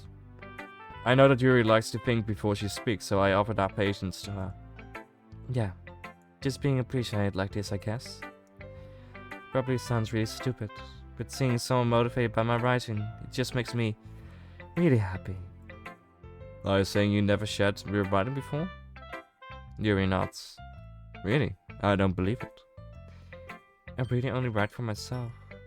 And besides, people would just laugh at me. Do you really think that? Again, Yuri nods. Huh. Even your close friends? Yuri doesn't respond to that. I wonder why. Anyway, do you want to share your poem you wrote today? Yeah, I do. If it's with you. The raccoon. It happened in the dead of night while I was slicing bread for a guilty snack. My attention was caught by a scattering of a raccoon outside my window. That was, I believe, the first time I noticed my strange tendencies as an unordinary human. I gave the raccoon a piece of bread, my subconscious well aware of the consequences, well aware that the raccoon that is fed will always come back for more. The enticing beauty of my cutting knife was a symptom. The bread, my hungry curiosity, the raccoon, an urge. The moon increments its phase and reflects that much more light of my cutting knife, the very same light that glistens in the eye of my raccoon friend. I slice the bread, fresh and soft. The raccoon becomes excited. Or perhaps I'm merely projecting my emotions onto the newly satisfied animal. The raccoon has taken to following me. You could say that we've gotten quite used to each other. The raccoon becomes hungry more and more frequently, so my bread is always handy. Every time I brandish my cutting knife, the raccoon shows his excitement. A rush of blood, classic Pavlovian condition. Ning, I slice the bread and I feed myself again. A lot of knife play in this one. Definitely not pointing towards something. I was a little more down with this one than yesterday's. I can see that. It's a lot more metaphorical. And I don't know if it's my fault, but I can begin to imagine what this poem is about. That's right. It's a bit close to my preferred writing style. Using the poem as a canvas to express vivid imagery and conveying emotions through them. Yeah, if I take it out without fail, then I can't even figure out what it's supposed to mean. Well, I think it's something that different people can relate to in their own life. And I want to express the way it feels for me to indulge in my more unusual hobbies. It's those sort of things I'm usually forced to keep to myself. So I sometimes enjoy writing about them. Why do you keep them to yourself? Because they're embarrassing, and people would make fun of me. Don't you have anything like that, CBD? Well, yeah, I guess I do. I feel like everyone has a little something like that. The best we can do is to respect each other and our individualities. Oh, fuck. Even if it's difficult sometimes and some things make us uncomfortable. After all, I hadn't learned to embrace my own weirdness, I would probably hate myself. I might be ranting a little bit now, but I'm glad that you're a good listener. You're good at a lot of things. Writing, listening. There really aren't many people like that. Like you, 2D. That's exaggerating a bit. It's just how I feel. I never thought I would feel so comfortable sharing my writing. But now, I almost feel like I look forward to it. It's just a really nice feeling. And you're to thank for that. It's nothing really. Yuri smiles sincerely at me. With just a moment her timidness seems to disappear. Okay. Let's go Sayori next. Ooh, I like this one, TBD. It has something nice feelings in it. Ah, I'm glad. Does that mean it's better than yesterday's? Let me think. I don't know. I guess I like them both. That's not very helpful, you know.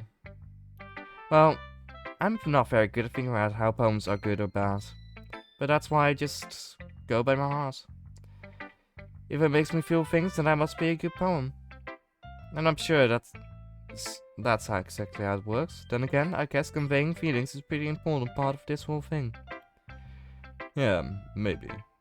Honestly, I don't even know what kind of writing you like in the first place. Yeah, me neither. Why don't you at least try giving it some thought? Ah, you want to write something for me? That's so sweet. Yeah, right. But you're always thinking about other people.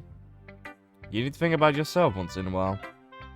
If you don't, you might end up getting hurt at some point. Well, I don't really know what you mean, but I'll try to keep it in mind. Oh, whatever. Never mind.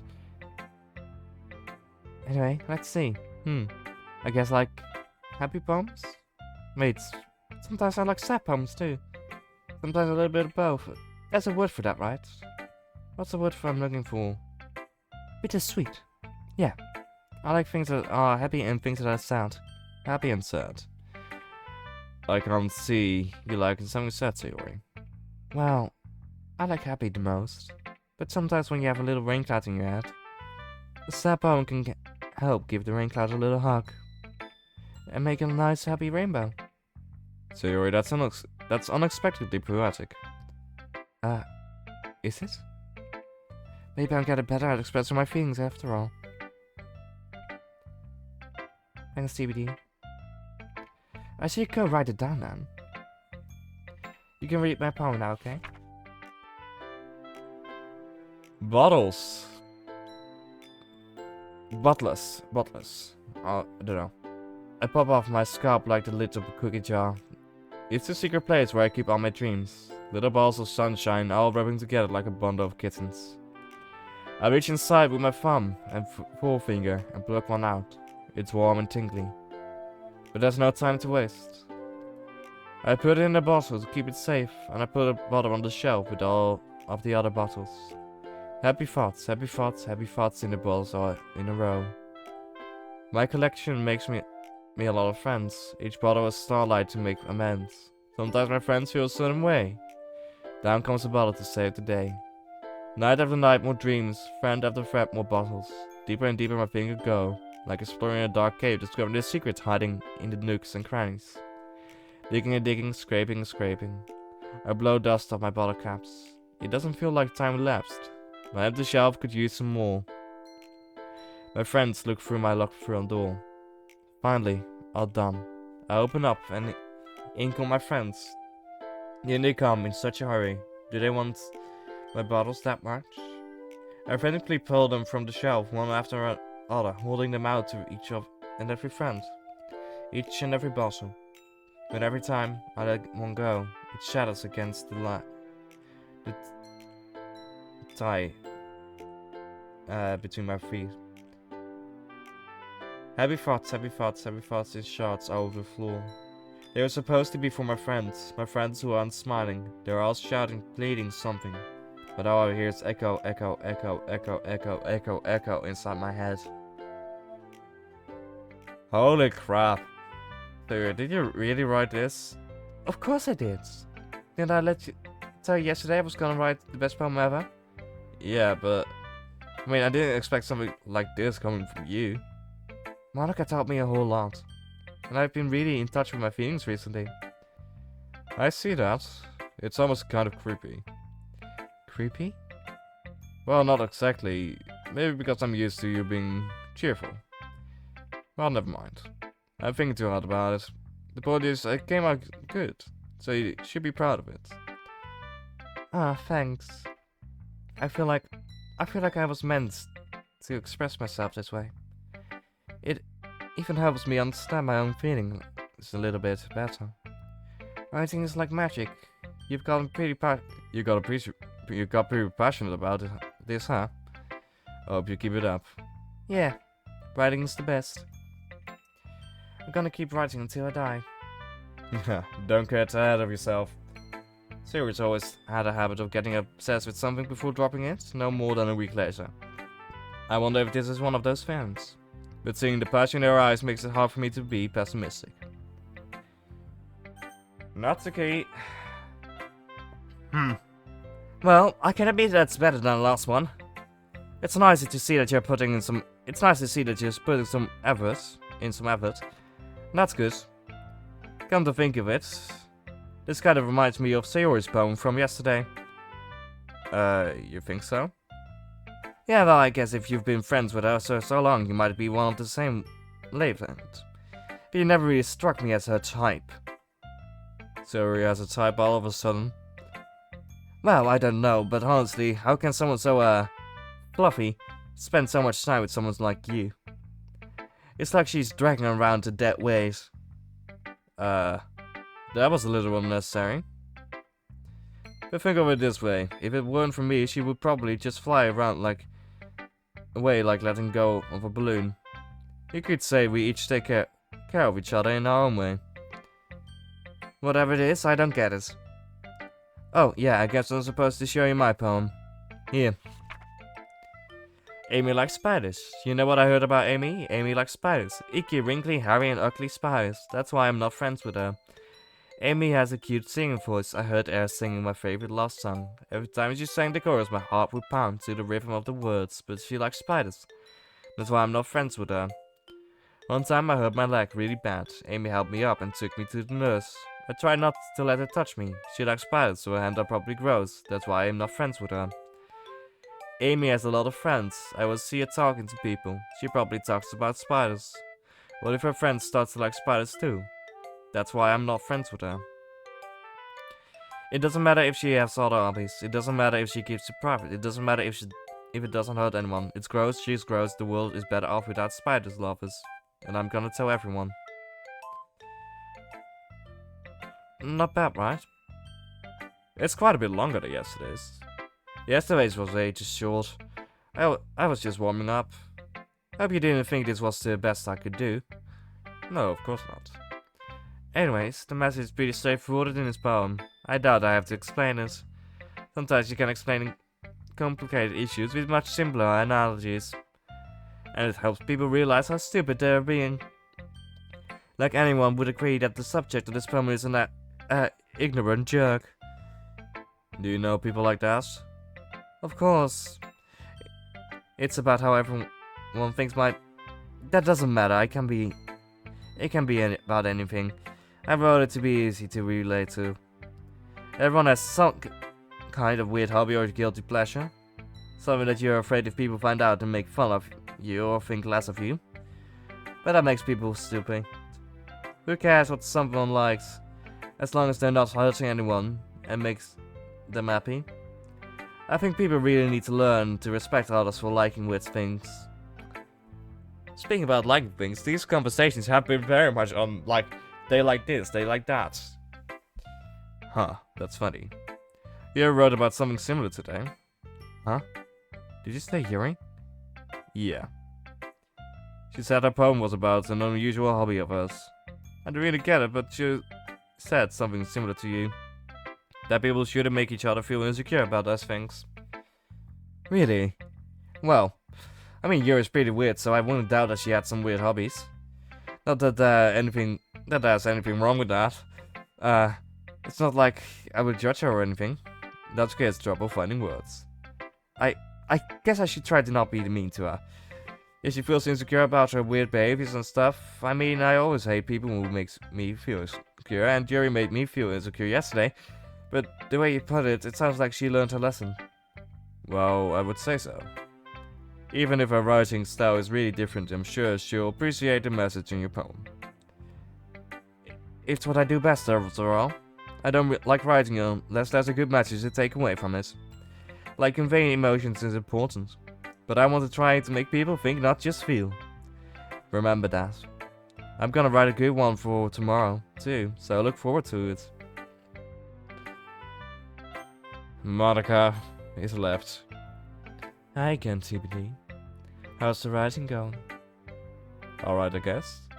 I'll take that. As long as it's not going bad. I'm happy that you're applying yourself. Maybe soon, you'll come up with a masterpiece. I wouldn't count on it. You never know. Want to share what you wrote for today? Sure, here you go. I give my poem to Monika. Alright. This one's good. It feels like you're not only getting more comfortable with your style, but that the imagery is better than the last one I read.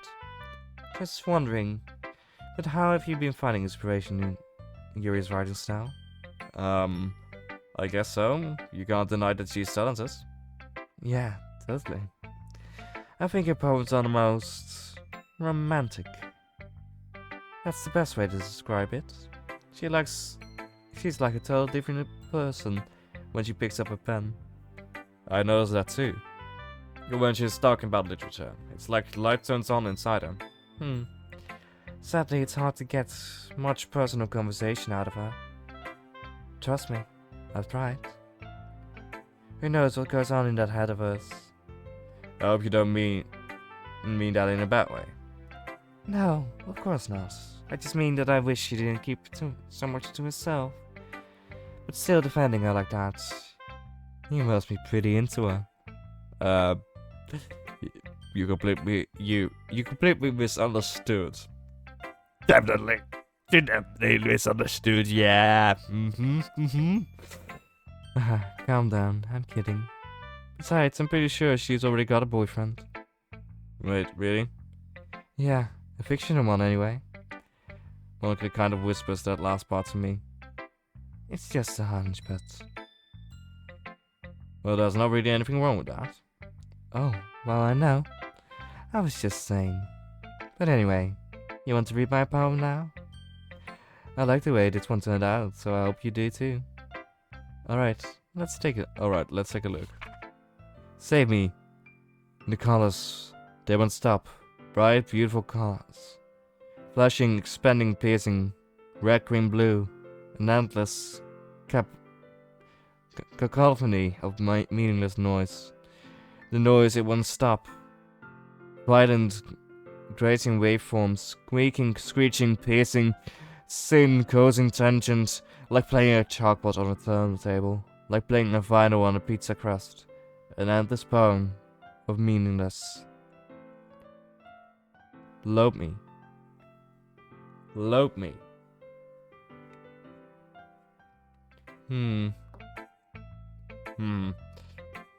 It's even more abstract than your last one, huh? I guess it's just the way I write. I'm sorry if you don't like it. No, I never said that. It's just a kind of thing I've never really seen before, I guess. I kind of like playing with my space on the paper. Choosing where and how to space your words can totally change the mood of the poem. It's almost like magic. The way I wrote the lines really short makes it feel like they're trying to speak over the noise. I see. It's so hard for me to tell what it's about, though. Sometimes asking what a poem is about isn't the right question. A poem can be as abstract as a physical expression of a feeling. A conversation with the reader. So putting it that way, not every poem is about something. Anyway, here's Monika's writing tip of today. Sometimes you'll find yourself facing a difficult decision. When that happens, don't forget to save your game. You never know when you might need to change your mind. Thank you for the reminder. I feel like something is about to happen.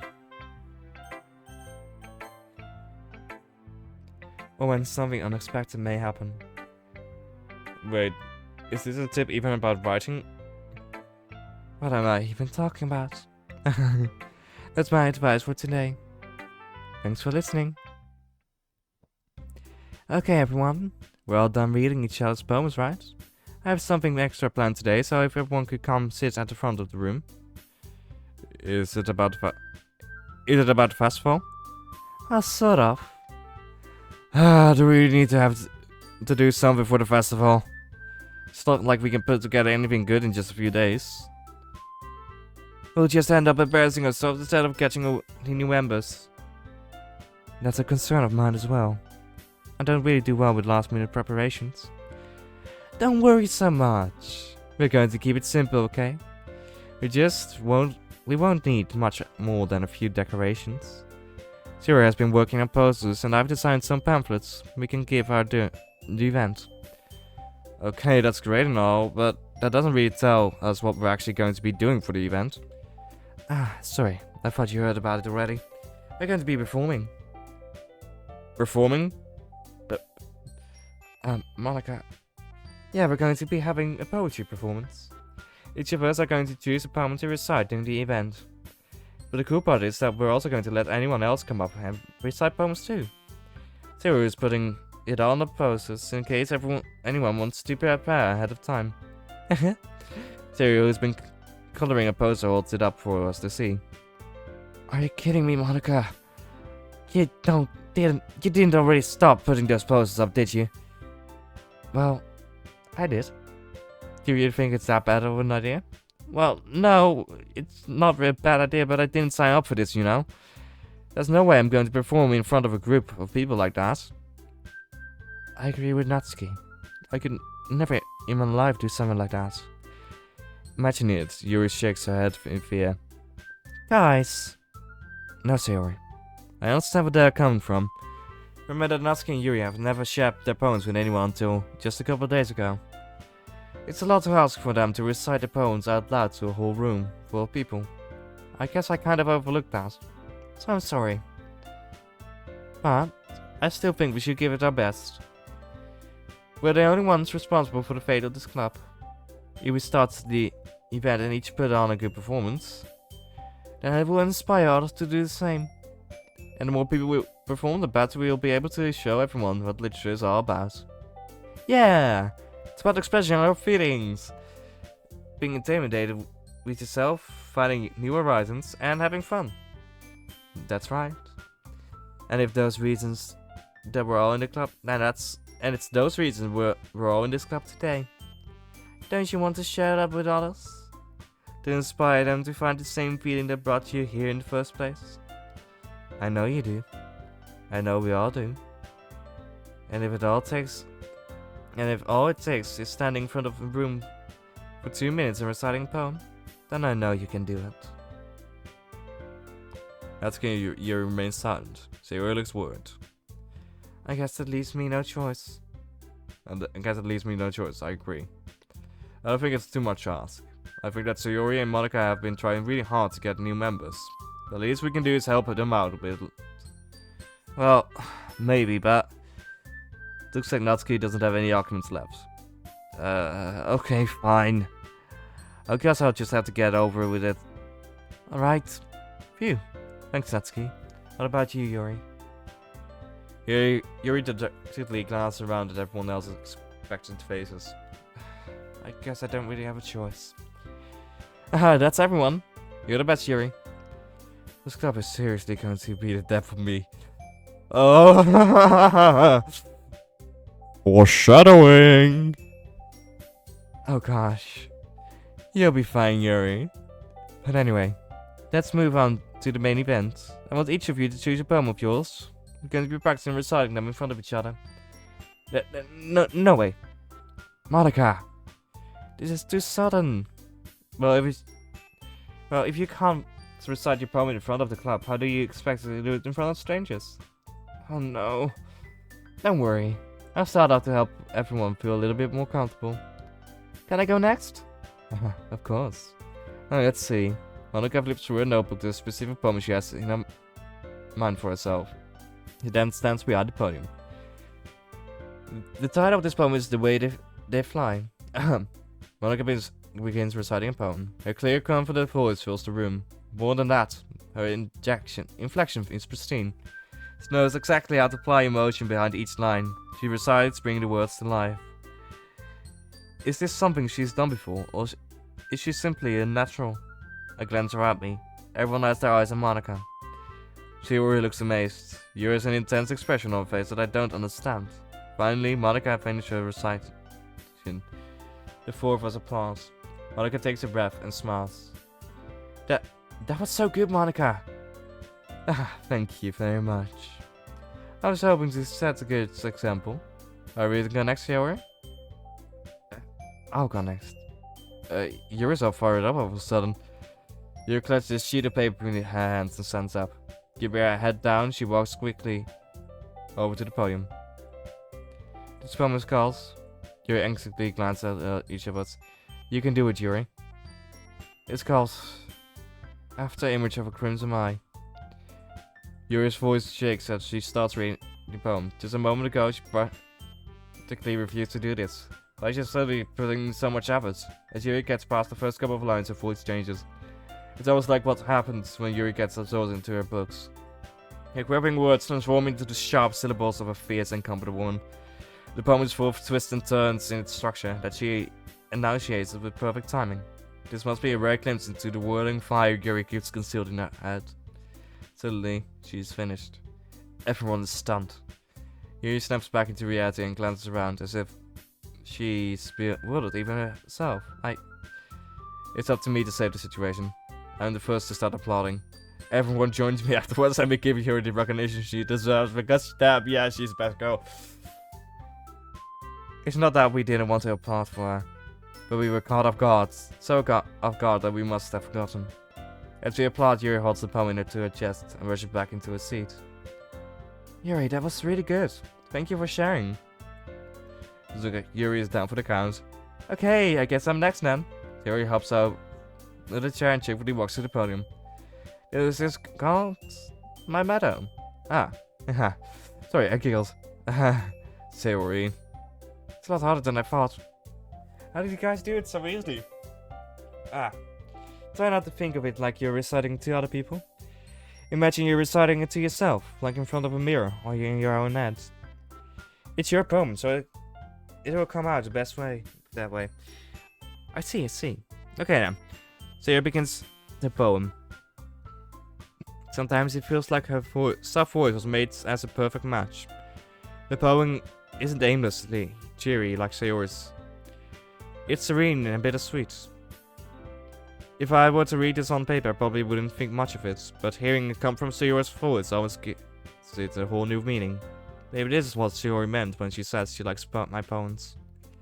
It's like I get to read more deeply into something I thought I knew, through and through. Sayouri finishes and we applaud. I did it. Good job, Sayouri. Even TBD liked it. I guess that's a good sign. What does that mean?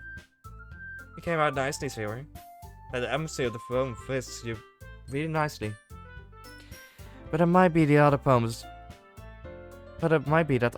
wouldn't work quite as well with that kind of delivery. I don't really understand. In other words, I've seen poems of yours where that sort of gentle delivery wouldn't work as well. They might need a little more force behind them, depending on what you're reading. Oh, I know what you mean. That's well, I've been practicing that kind of thing. It's just some embarrassing to do in front of everyone. The next time, I'm going to make you pick a poem that challenges you a little bit more. Not that much time before the festival, you know. Okay. Now who's next? Natsuki? Don't make me go before TBD. It's not like I'm compared to you guys anyway. Might as well let TBD lower everyone's standards a little bit before I have to do it. Natsuki. It's fine. I might as well get it over with. But it's not like I have much of a selection of what to read. I just have to go with what I wrote for today. I set up and step in front of the podium. Everyone has their eyes on me, making me feel terribly awkward. I recite my poem. Since I'm not exactly competent in my own writing, it's hard to put energy into it. Despite that, once I finish, I receive applause anyway. Sorry, I'm not really as good as everyone else. Don't worry about it so much. I think it's less about your abilities and more about your lack of confidence in your writing. That's something that you'll prove over time, though. Yeah, maybe. Alright then. That just leaves you, Natsuki. Yeah, I'm going. Natsuki begrudgingly gets out of her seat and makes her way to the podium. The poem is called, why are you looking at me like that? Because you're presenting. Anyway, the poem is called Jump. Natsuki takes a breath. Once she starts reciting the poem, her sour attitude disappears a little. While she's still a little unenthused, her poem has a rhythm and rhyme to it. It's Natsuki trademark style and it works surprisingly well when spoken aloud. The words feel like they bounce up and down as if giving life to a poem. Natsuki finishes and everyone applauds. She hops back to her seat. That wasn't so bad, was it? Easy for you to say. You better not make me do that again. Oh well. Do you at least feel prepared enough to recite a poem in front of other people? I mean, doing it in front of other people will be way easier. I can put up on whatever face I want for other people. But it's just my friends. It's just so embarrassing. That's surprising, Natsuki. I think it would be the other way around for me. Well, that's just how it is, so I guess in that case, you won't have much to worry about for the festival. That said, I want to thank everyone for coming through. Though, it might be hard, but I hope that you all have an idea of what it's like now. Make sure you pick a poem and get enough practice before the festival, okay? I'll be making pamphlets, so let me know ahead of time what you'll be reciting. Jeez, I should probably find some other poems to recite instead.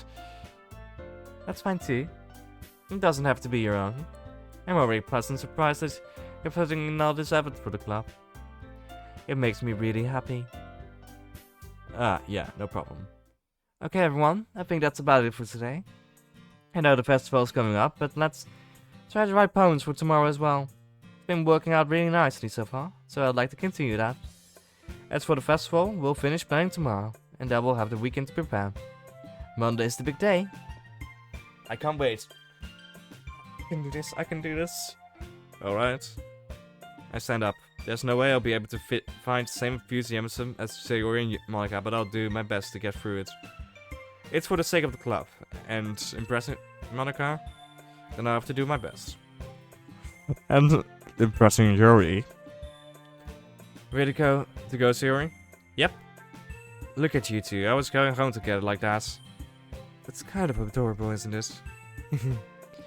Jeez, guys. Don't make such a big deal out of it. It must be a little nice town. Well, how am I supposed to respond to that? It's okay, TBD. You don't have to say it.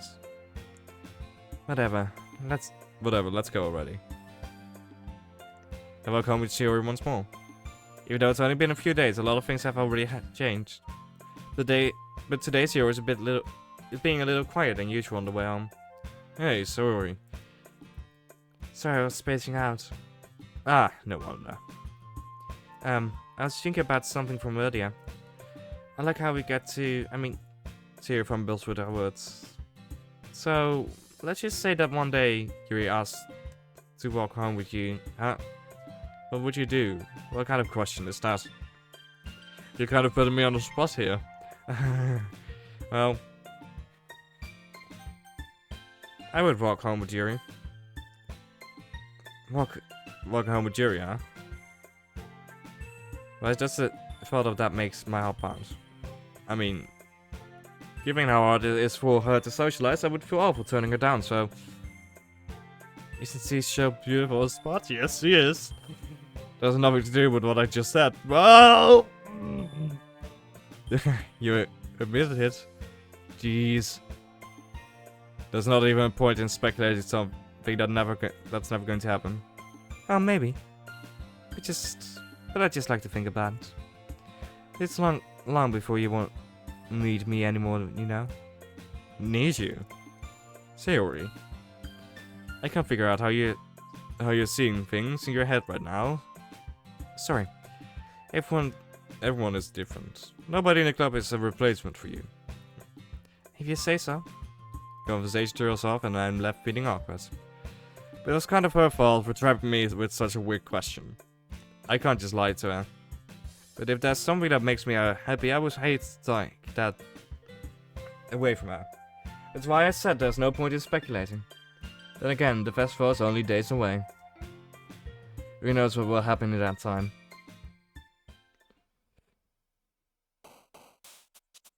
Also, Monika isn't here. That's interesting. Misery. Secretive. Tragedy. Kiss. Excitement. Disoriented. Essence. Existence. Rose. Horror. Ambient. After image.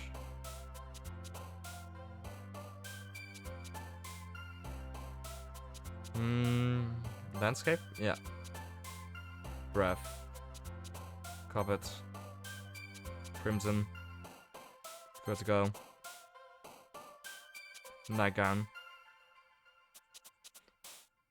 Tears. Suicide. Mostly towards Yuri. Oh man. I'm the last one here again. Don't worry, I just walked into. Were you practicing piano again? Yeah. You must have a lot of determination. Started this club and now picking up piano. Well, maybe not determination, but I guess passion. Remember that the club wouldn't be here if it wasn't for all of you. And I'm super happy that you're all willing to help out for the festival too.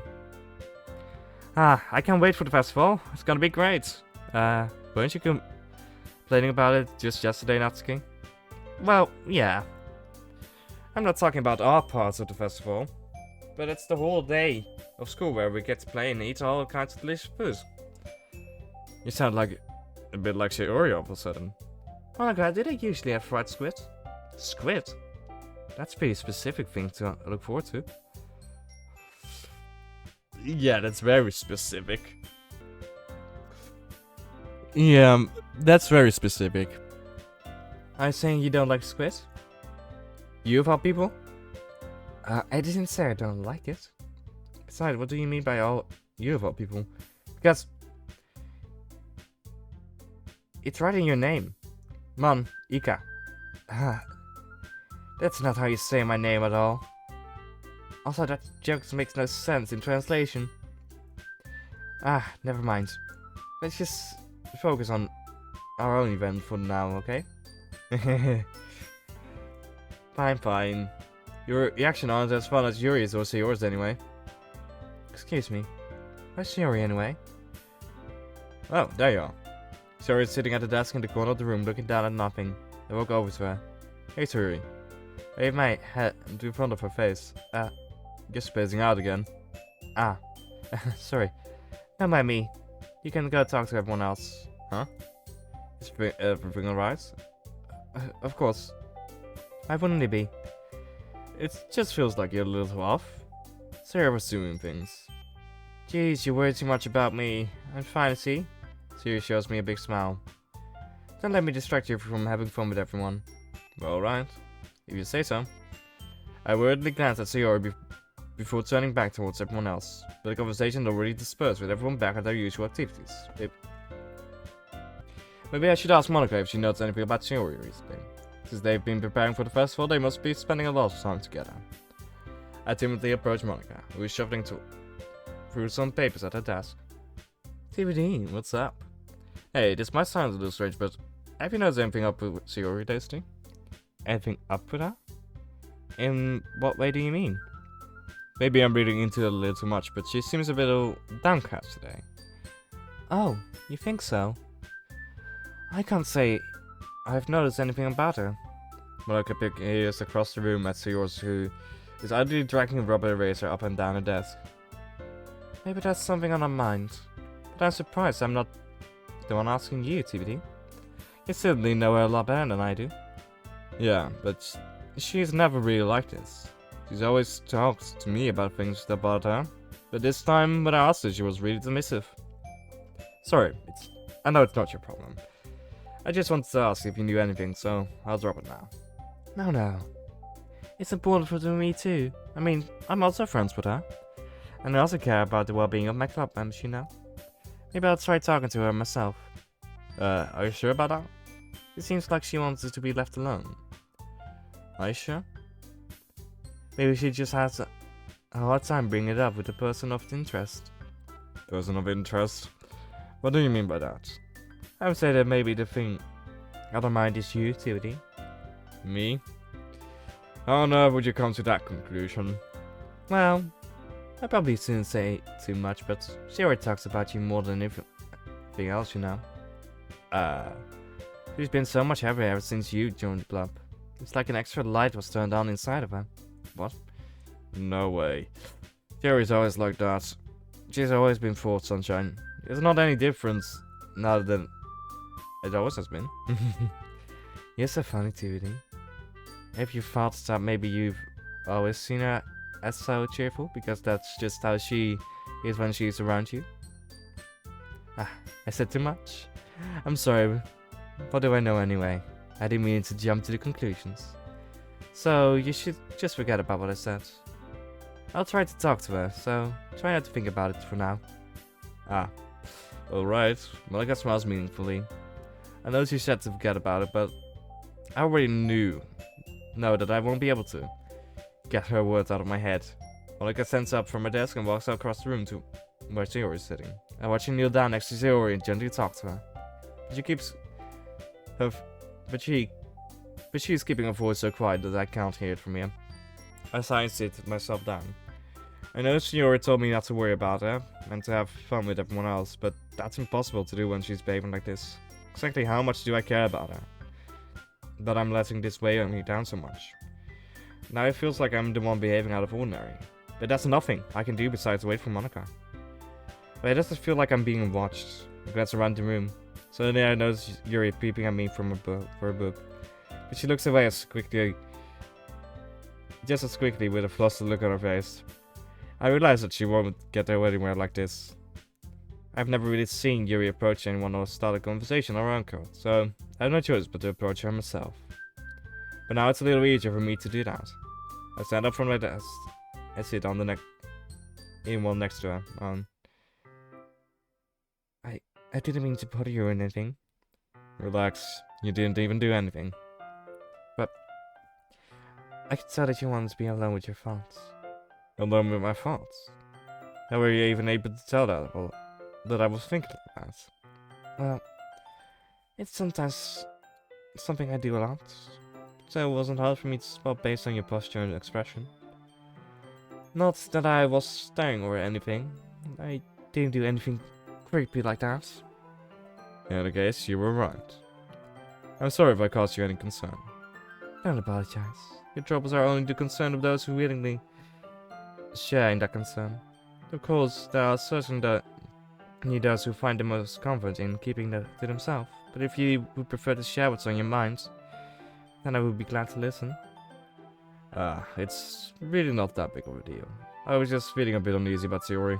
Sayori? Yeah, she seems a little off today, but when I asked her about it, she didn't want to admit it to me. So I can't help but wonder if something has happened to her. Oh, that's quite romantic. Sorry. I didn't mean to say something like stupid. It's not that, I just didn't want you to misunderstand. Sarah... Oh, I did. Sarah and I have just been friends for a long time, that's all. Ah, I see. And perhaps it's unusual for her to be dismissive to you about her feelings. Or maybe I'm just reading into it a little bit too much. TBD. The world is full of meaning, often hidden deep beneath plain sight. And there are many untold stories behind every person, no matter how well you may know them. Ah. So you think there might be something behind it after all? I think that Sayori is a very complex person. Mannerisms on the outside don't always match what may be going on in the inside of her head. And she may not always know what she wants.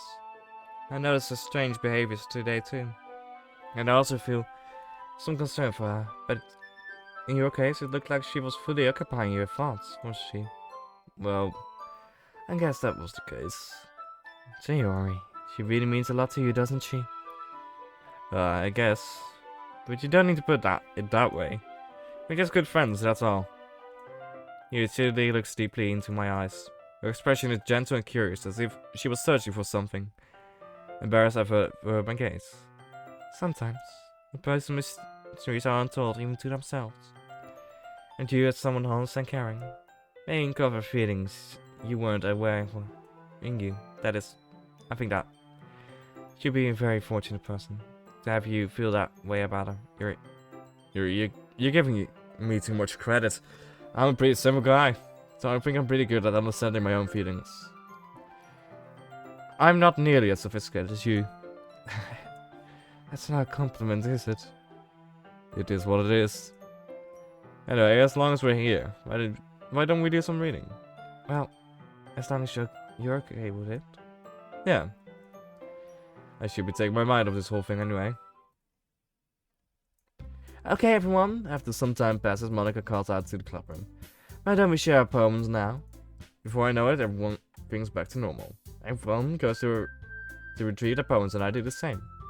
I make eye contact with Monika. She smiles.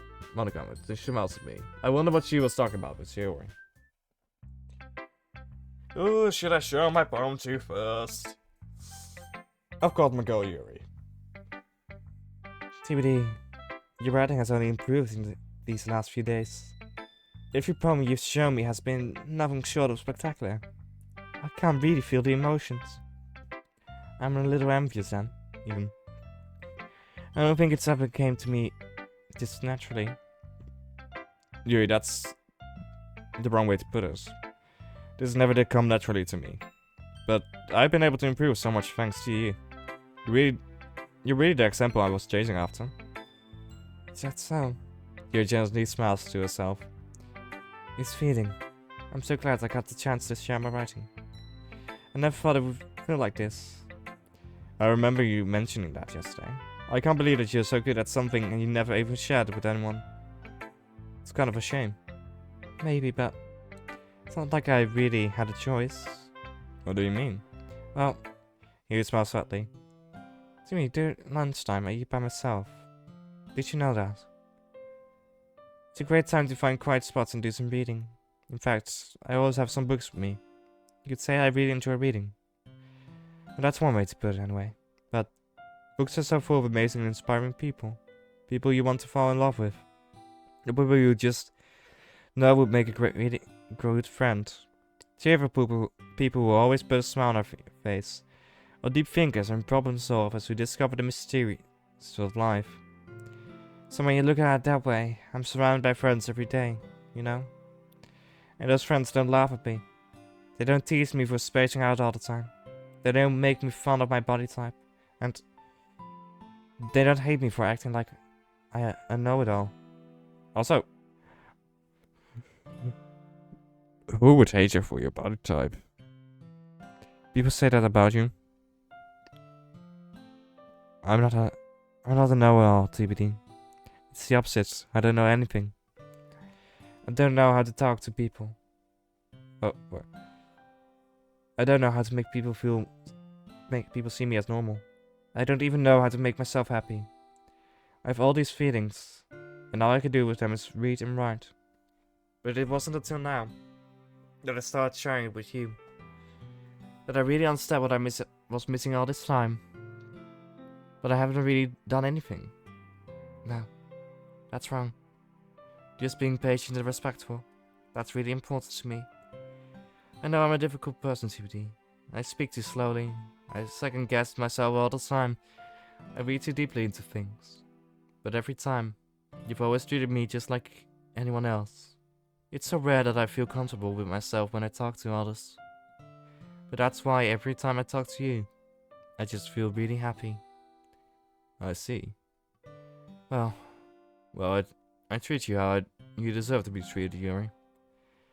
And if other people don't see it that way, then screw them. I mean, I joined this club hoping I would make friends. And I would say, I've had at least one success. Wouldn't you? If you put it that way, yeah. We really are friends now, aren't we? Yuri puts her head in her hand. But this time she's smiling as she does it. Do you want to show me your poem? Yeah, I do. Let me get it for you. Ghost Under the Lights, Part 2. The trembles of my hair illuminate beneath the amber glow, bathing. In the distance, a green light flickers. A lone figure crosses its path, a silhouette obstructing the eerie glow. My heart pounds, the silhouette grows. Closer, closer. I open my umbrella, casting a shadow to shield me from invisibility. But I'm too late. He steps into the streetlight. I gasp and drop my umbrella. The light flickers. My heart pounds. He raises his arm. Time stops. The only indication of movement is the amber light flickering against his outstretched arm. The flickering light is in the rhythm with the pounding of my heart, teasing me for succumbing to this forbidden emotion. Have you ever heard of a ghost feeling warmth before? Giving up on understanding, I laugh. I understand. Understanding is overrated. I touch his hand, the flickering stops. Ghosts are blue and green, my heart is amber. Changing the bow, I start to hand it back to Yuri. When it's taken from me, she looks away. Do you dislike it? No, of course not. I just don't really know how I should respond. Despite Yuri's poem used to be incredible, it was hard to figure out what this one was about. I don't know if I'll be able to explain this one. That's fine. I understand this one. Yuri's having an even harder time speaking than usual. Does this one mean a lot to you? Yuri nods. I'm not really good with words, but I'm happy that you shared it with me. So thank you. And I hope we keep spending time together. Despite my inability to make eye contact, I see a faint smile emerge on Yuri's lips. I once again try to hand the poem back to her, but instead Yuri gently takes my hand and pushes it then back towards me. I hesitate in response to a warm touch. You can, the poem is, once again Yuri fails to form a complete sentence. You mean I can keep it? Yuri nods. I'd love to. Again, Yuri faintly smiles as if she doesn't want me to notice. You always make me feel nice. I know I'm not good with people, but I hope that I can return the favor sometime. Yeah, don't worry. I think you do a good job. Yuri finally turns back towards me. I guess we should move on before Monika says something. But I'm sure we can talk again later. Yeah, I'm sure we will. With that, Yuri timidly smiles at me and I return to my seat so I can put her poem away. Ooh. Yeah, Monika doesn't like this, does she? Let's go Natsuki. Meh, I guess you really haven't learned anything after all. Honestly, I don't know why I got my hopes up in the first place. Well, I didn't think this one was that bad. What did I do wrong? Poems don't need to be all deep sounding to express something. It's going to just sound like you're just forcing it unless you really don't suck at it. Honestly, don't bother trying to write poems like this until you're on Yuri's level. Oh, I'm going onto Yuri's level. Natsuki stops short all of a sudden. Don't tell me. You're not just trying to impress Yuri, are you? Took you this long to notice, Natsuki? Took you this long. What are you talking about? And keep your voice down. You know, Yuri would love this kind of... this angsty... Just because she's a talented writer doesn't mean, looks like I'm in trouble. Looks like I'm in trouble. They said I was stuck in nerve, though, but I did this beyond. I'm done with you. Natsuki shoves the poem and hands back over to me. Take your stupid poem, if you wrote it for someone else, you just don't show it to me. Ouch. This is what I get for letting a younger girl step into my business. Unless I was a mind reader, I was destined to be in a world of pain from the start. At least Natsuki wasn't really the girl I was trying to impress in the first place. Sayori. It's nice, I guess. Come on, I can already tell you don't like it. Well, you don't need to worry about what I think. That's why you wrote this for someone else, didn't you? Probably Yuri. I didn't write this for anyone specifically. Maybe. That's not really what I meant, though. But it's okay. You're making new friends, just like I was hoping. That makes me really happy. And you're happy too, right? In this club? Well, of course I am. Good. That's all that matters to me. Thanks, DVD. Sayori, something wrong? Huh? No, nothing. I'm just a little tired today. Alright. Just tell me if you need anything. I will. Don't worry about me, okay? You can go play with everyone else now. If you insist. Yay. I'm gonna go home a little bit earlier today. Sayori? Tell Monika I wasn't feeling well, okay? I'll see you tomorrow. Before I can say anything else, Sayori cheerfully walks out of the classroom, humming to herself. Hi, CBD. Have you thought about what you want to submit to perform at the festival? Well, being in a club is one thing, but performing in front of a bunch of people? I'll have to give it some more thought. Okay, no pressure. But whatever you do, I'm sure it will turn out great.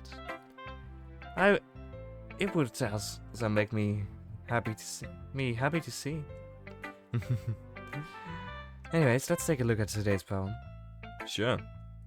Let Monika take the poem I'm holding in my hands. Your style's gotten so refined, TBD. He's been teaching you a whole lot of things, hasn't she? Well, I guess so.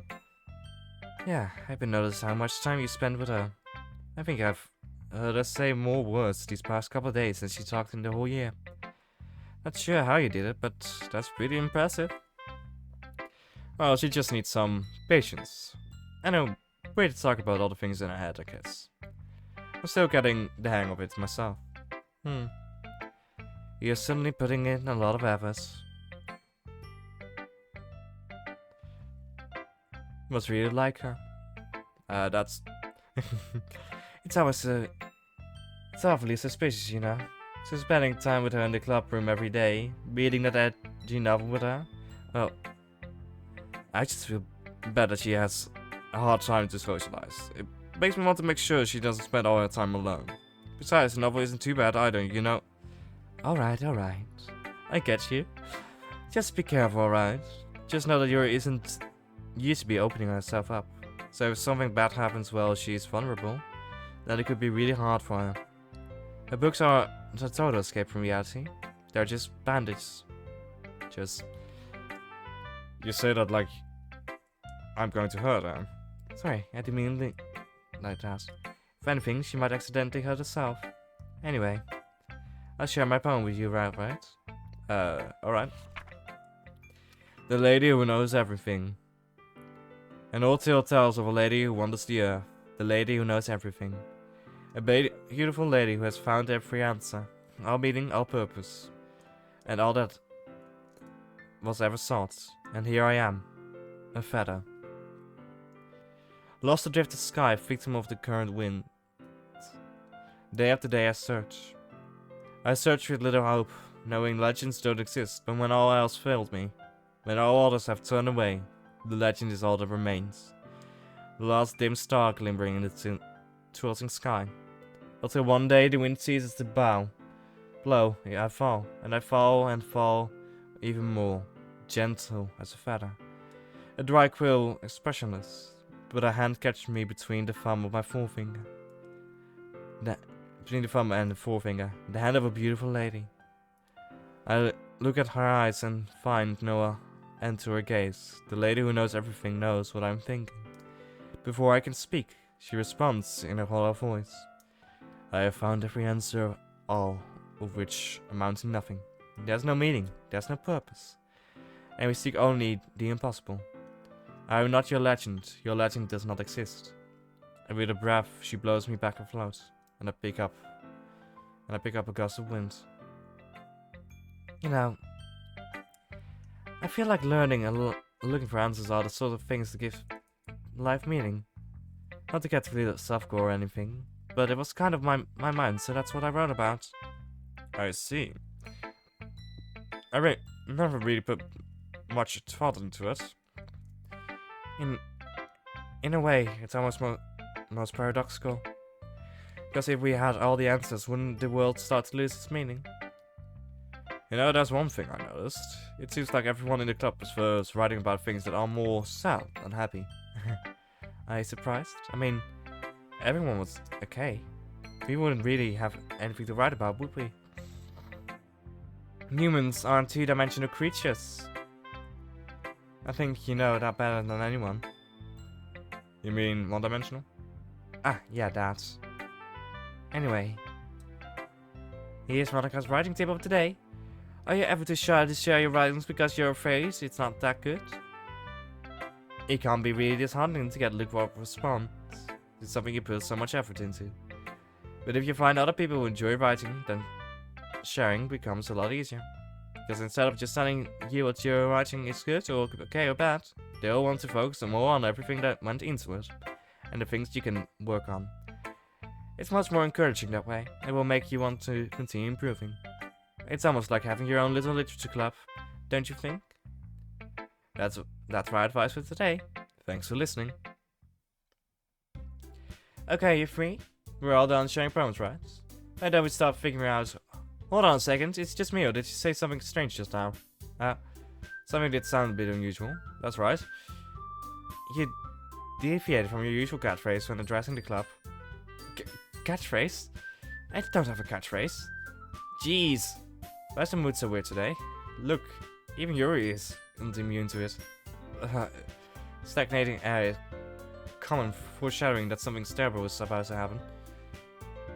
In your books, maybe. Look, the only thing different is that Sayori is a deer. Ah, it seems you're right. Sayori always helps lighten the mood a little bit, doesn't she? It's almost like everyone's balance is thrown off a little when she's not around. Where the heck did she run off to anyway? I thought she just went to pee. Natsuki, please hold your decency. Oh, come on. Ah, she actually wasn't feeling too well and went home early. Is that so? Hope she is alright. Seriously? For all the times to go home with her, you picked it. Of all the times to not go home with her, you picked the time she's not feeling well? So much for you two being all lovey-dovey. No. First of all, stop misunderstanding my friendship with Sayori. And second, she's kind of been avoiding me today, so I didn't want to force it. Who? That's curious expression coming from you, Yuri. Coming from Yuri, of all people. Calm down, guys. I talked to her earlier, and everything's fine. What did she say? Anyway, we need to figure out the rest of the festival preparations, so let's decide what everyone will be doing this weekend. I already know what I'm doing. That's right. Natsuki will be making cupcakes. We might need a lot of them and different flavors. Can you handle that by yourself, Natsuki? Challenge accepted. And as for myself, I'm going to be printing and assembling all the poetry as pamphlets. Sayori will be helping me design them. And as for Yuri, you can... Guys, can you please come up with something for Yuri? I'm useless. No. That's not at all. You're just the most talented person here, you know. Now Natsuki's spouting too. Jeez. Even I can tell her now. I guess I never gave Sayori enough credit, but I can tell things are even harder on you when she's not around. That's maybe the case. But I can't also be the leader of my own. If I can't also be a leader on my own, then I won't grow as a person. So Yuri, you have beautiful handwriting, you know? So you should make some banners and decorations to help set the atmosphere. Atmosphere? About that, I love atmosphere. Yuri's expression totally changed as she stares at her desk in focus and starts nodding to herself. Your mind is already racing, I see. That's great. You'll be one for help, Yuri. But anyway, that just leaves you, TBD. The one who's truly useless. Don't say that. In fact, both Natsuki and Yuri have some pretty heavy tasks to handle. We'd probably go a long way to give one of them a hand. You could always help me out as well. It would be really appreciated with that. Ah, that's... Is Monika suggesting I spend the weekend with one of my club members? I don't know how they're going to respond to a suggestion like that. Ah, I suppose I wouldn't mind a bit of help. Well, if you don't know how to bake, there's always some dirty work I could give to you. It's not like Monika's going to give me a choice. And you shouldn't be sitting on your butt anyway. That could try to mumble a bunch of expressions herself. If I recall, Natsuki, you mentioned that you would like to handle the baking on your own. DVD might not like to be around if you only make him out to be a nuisance. So therefore, he may be more suited to assisting with the decorations. Hold on, I never said that. Well, how could it be making a few decorations anyway? Sounds more like you're just making excuse for DVD though. What are you saying? It will be extremely meticulous work. And baking isn't? Just what do you think? Guys, let's settle down for a moment. In the end, I think it's up to the DVD to decide who he'd like to be besides. He hasn't really gotten the chance to spend any time with me yet, you know. So I'm sure he's interested in... You literally just said... I'm surprised as well. Sorry. I was just saying that. Jeez. Can we just settle this already? Yeah, DVD, are you okay with this, alright? In the end, it's up to you. Of course. Very well. In that case, everyone looks straight at me. But of course I'm going with my girl Yuri. I'm probably most helpful helping out Yuri. Me? Are you serious? Why would you... Natsuki? I can already tell you're about to say something mean. No. I was just saying... So you're helping Yuri then, DVD? Yeah. That's what I'm going to do. I'm glad. I have a bad habit of overthinking these sorts of things. So I think your assistant will be very useful. That's great to hear. Will you be able to handle the baking yourself? I mean, yeah. I already said I would be fine. Okay. Everyone can tell that Natsuki is feeling a little sour. So is that everything we need to go over? Yeah, that sounds about it. Are you guys excited? Well, excited may not be the right word, but I suppose I'm looking forward to it a little bit. Do you feel the same way, TBD? Me? I guess I could say I'm interested to see how it turns out. That's good enough for me. What about you, Natsuki? Natsuki? What? Why is everyone yelling at me? I didn't even do anything. No, that's not what I meant at all. You anxiously glanced between everyone in the room. I'm sorry for this. I don't really know how white TBD picked me. Also, your cupcakes are the best cupcakes I've ever had. They go really well with my tea. And nothing that I do for the event will compare to it, so I get it. I'm kind of surprised though. Well, I'm the one acting immature. I won't really know that, but you're trying to cheer me up all of a sudden? No, I'm not very good at it. I'm sorry if I said something bad. Natsuki is the only one surprised. Monika and I are taken aback at Yuri's words. When she already has trouble with words, trying to cheer someone up must be far out of her own comfort zone. But I begin to understand. Yuri was trying to sound like Sayouri. Even if it didn't work perfectly, I can tell that she was trying. That she tried to say something like Sayouri would say at a time like this. Because Sayouri always helps everyone swell and feel good about themselves. No, I kind of appreciate it. I'm sorry for making a big deal out of nothing. But I'm going to say this. You better not bet that my cupcakes are going to be the best part of the whole event. I believe you. Yeah, I hope to see everyone do their best. But with that, there's nothing more for today. So I guess it's time for us to head out. Alright, let's get out of here then. Everyone packs up their things. I start to follow Monika and Natsuki out the door as they chat between each other. I turn around. Sorry. I realize I don't have any way of contacting you this weekend. Oh, you're right. I can't believe that slipped my mind. Should I give you my phone number? I think that would be the best way, yeah? Alright then. You and I exchange phone numbers. Okay. Now I'll be stopping by your house on Sunday. My house? Is that a problem? No, not at all. I just thought I would be the one going to your house since I'm the one helping you. I suppose that makes sense, but if you don't mind, I think I would prefer going to your house. Alright. In that case, I won't be a problem. I decided not to press Yuri for a reason. It's not like it should matter much either way, so I just need to make sure my room is clean. I hope I managed to make myself useful in some way. I'm not nearly as creative as you are. Don't underestimate yourself, TUD. I think that will make you a very productive team. Even if you only choose me because you feel bad or something. Wait, you don't actually think that, do you? I don't know. It's difficult to come up with any other reason you may have chosen me. You're forgetting the one reason made the most common sense. Yeah, I chose you to help you because that's what I want to do. But Yuri thinks to herself with an extremely tense expression. Yuri, you're overthinking this. You wanted me to point out when you're overthinking, right? I didn't realize. I'm telling you, I want to. That's all there is to it. Do you believe me?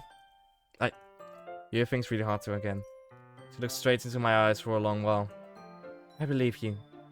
As if it took a tremendous effort, Yuri finally says that and relaxes her expression. And I'm really looking forward to Sunday. Yeah, I am too. After that exchange, I make my way out the door and Yuri follows. I can't believe this. Yuri is going to be coming to my house on Sunday. My anxiety shoots through the roof, even though I've gotten pretty used to handling her at this point. There's no telling what might end up happening when we're outside of school. More than that, she told me that she was looking forward to it. Is this the chance I have to make something happen between us? Or is it too early for that? Only time will tell. But until then, I won't be able to make my mind up it. I seriously can't wait. It's already Sunday. I've been getting increasingly anxious about Yuri's upcoming visit. I keep telling myself there's no reason to be nervous, but it doesn't help much. Yuri's clearly an introvert and also an intimate person in general. There's no doubt that she'll open up a little bit when it's just the two of us. Meanwhile, we've even been texting occasionally. She was extremely apprehensive at first, but it wasn't long before I was already learning more about her. But putting Yuri aside, I've heard a thing from Sayori since she left the club early the other day. It's not like we can text each other all the time or anything, but I've been worried about her in the back of my mind.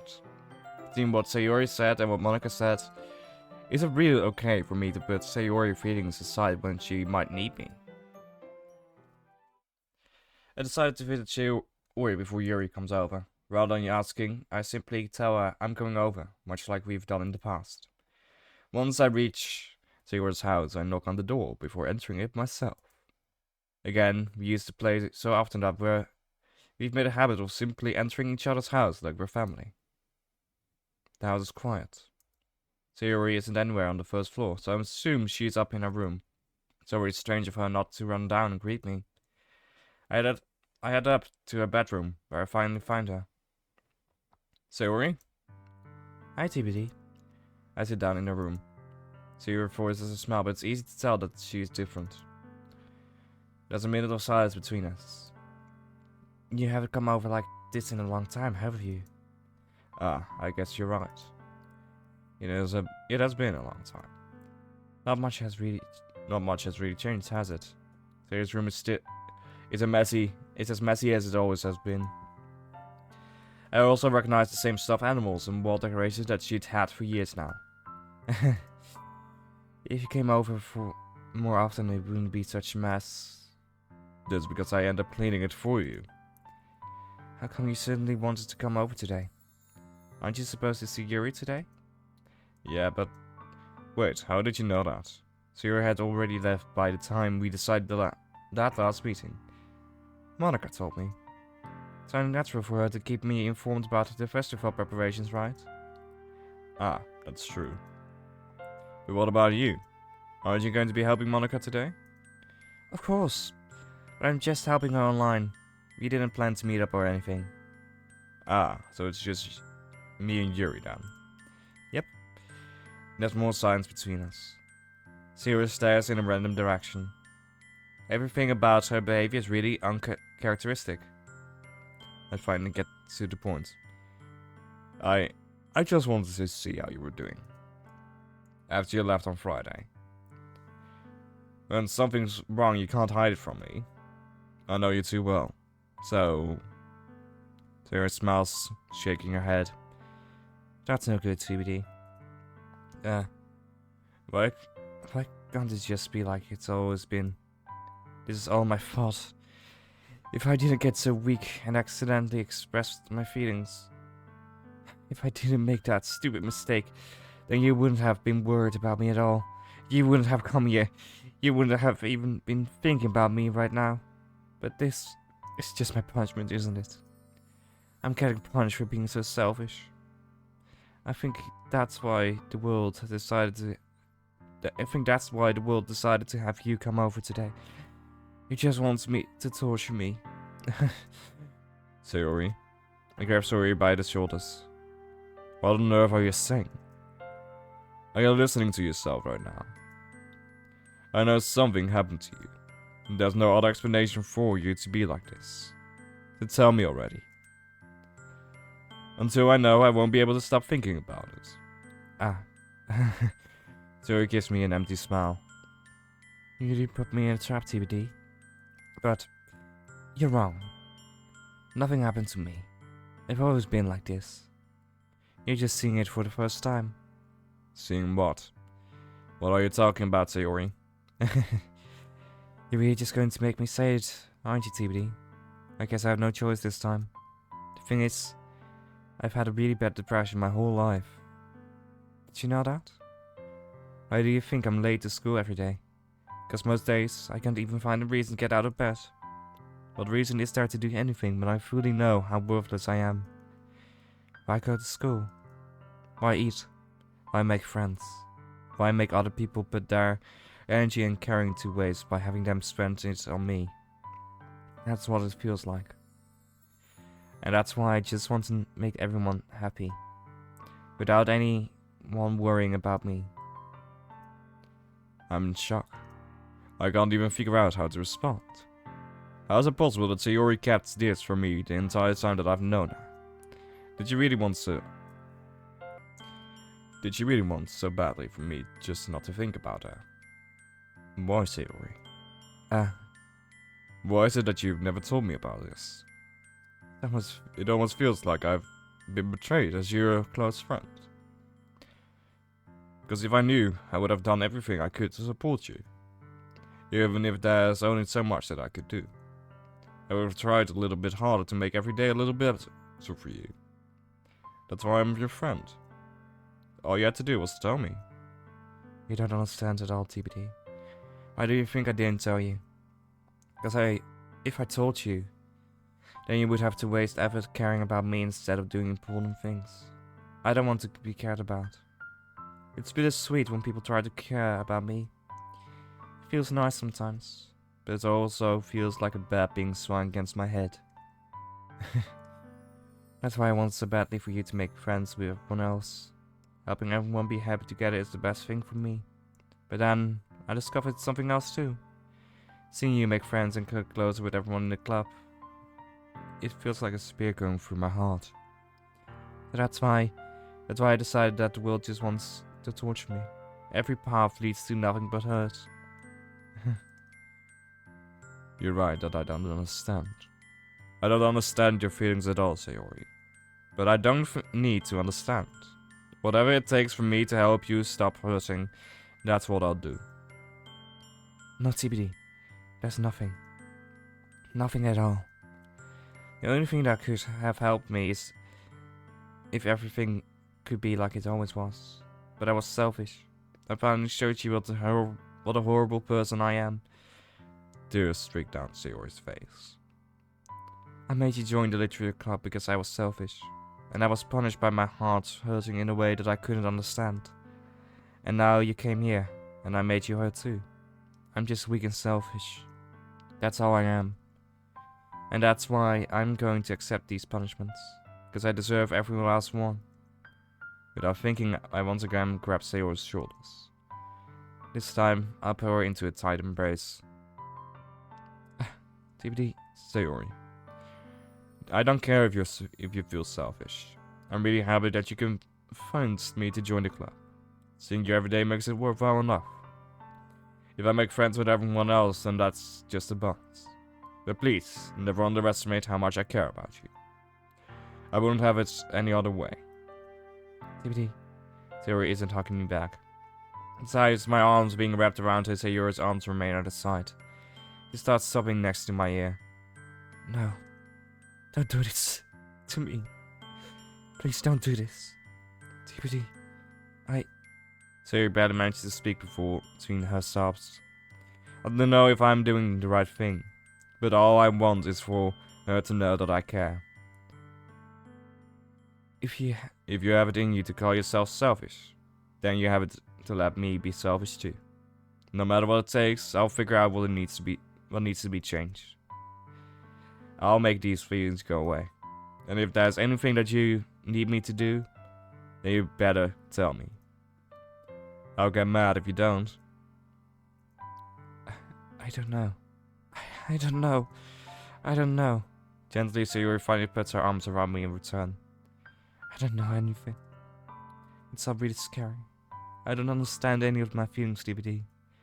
The only thing I'm not feeling nothing is when I'm feeling pain. But your hugs are so warm. And that's really scary too. Sayori lets me go. As she does so, I let her go as well. The festival's tomorrow. Yeah. The festival's tomorrow. Yeah. It's going to be fun, right? Yeah. How would you like for me to spend it all with you? It's what I want. I promise. I think that would be nice then. Yeah. Sayori wraps her eyes. If I could spend the whole day here, I would. Of all days, this has to be the one where I have other plans. Maybe I should cancel. No, don't. Please don't.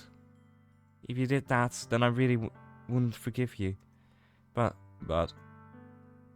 it's almost time for you to meet me at my house. At the very least, do you want to come along and help out? It would be fun. To my surprise, Sayouri shakes her head. I'm sorry. I don't know if that would be very good for me today. You understand, Bryce? It's kind of hard for me to fully understand, but I'm trying my hardest. It's okay. Don't worry too much about it. I'll see you tomorrow, okay? Alright. I look forward to it. I said goodbye to Sayori and exited her house. On the way home, I found myself still feeling uneasy. But it's hard for me to keep thinking about it when Yuri is about to come over too. I think Sayori is right. I shouldn't be worrying too much, and we're definitely going to have a great time tomorrow. I should just focus on what's ahead of me. As I approach my house, I see something that makes me feel a moment of panic. Yuri? Thank goodness. You're a little early. You're a little early. I'm sorry I wasn't home yet. Were you waiting for a long time? No, I just got here. But I started to get really nervous when nobody answered the doorbell. You always could have texted me. If I had known, I would have reassured you and heard more on my way home. I suppose that's true. I didn't think of that for some reason. It should be common sense to do that, but I decided to ignore it. Anyways, let's go inside. I see you brought a lot of stuff with you. That's right. And did you manage to find everything I asked you to buy as well? Yeah, pretty much. At least I hope I got everything right. I'm sure it will be fine. I take Yuri to my room. Also, this is the first time we see our room. The first thing she does is glance around curiously, which makes me feel anxious. It's so clean. I cleaned it before you came over, so... That's what I considered of you to do. No. It would be really embarrassed. I would be really embarrassed for my room to be a mess for you, were you? I do enjoy cleaning. I would have gladly helped you clean. That would be even more embarrassing. Wait, don't look in there. It's not your wrist, which I was in the process of opening a desk drawer of mine. I'm sorry. I'm sorry.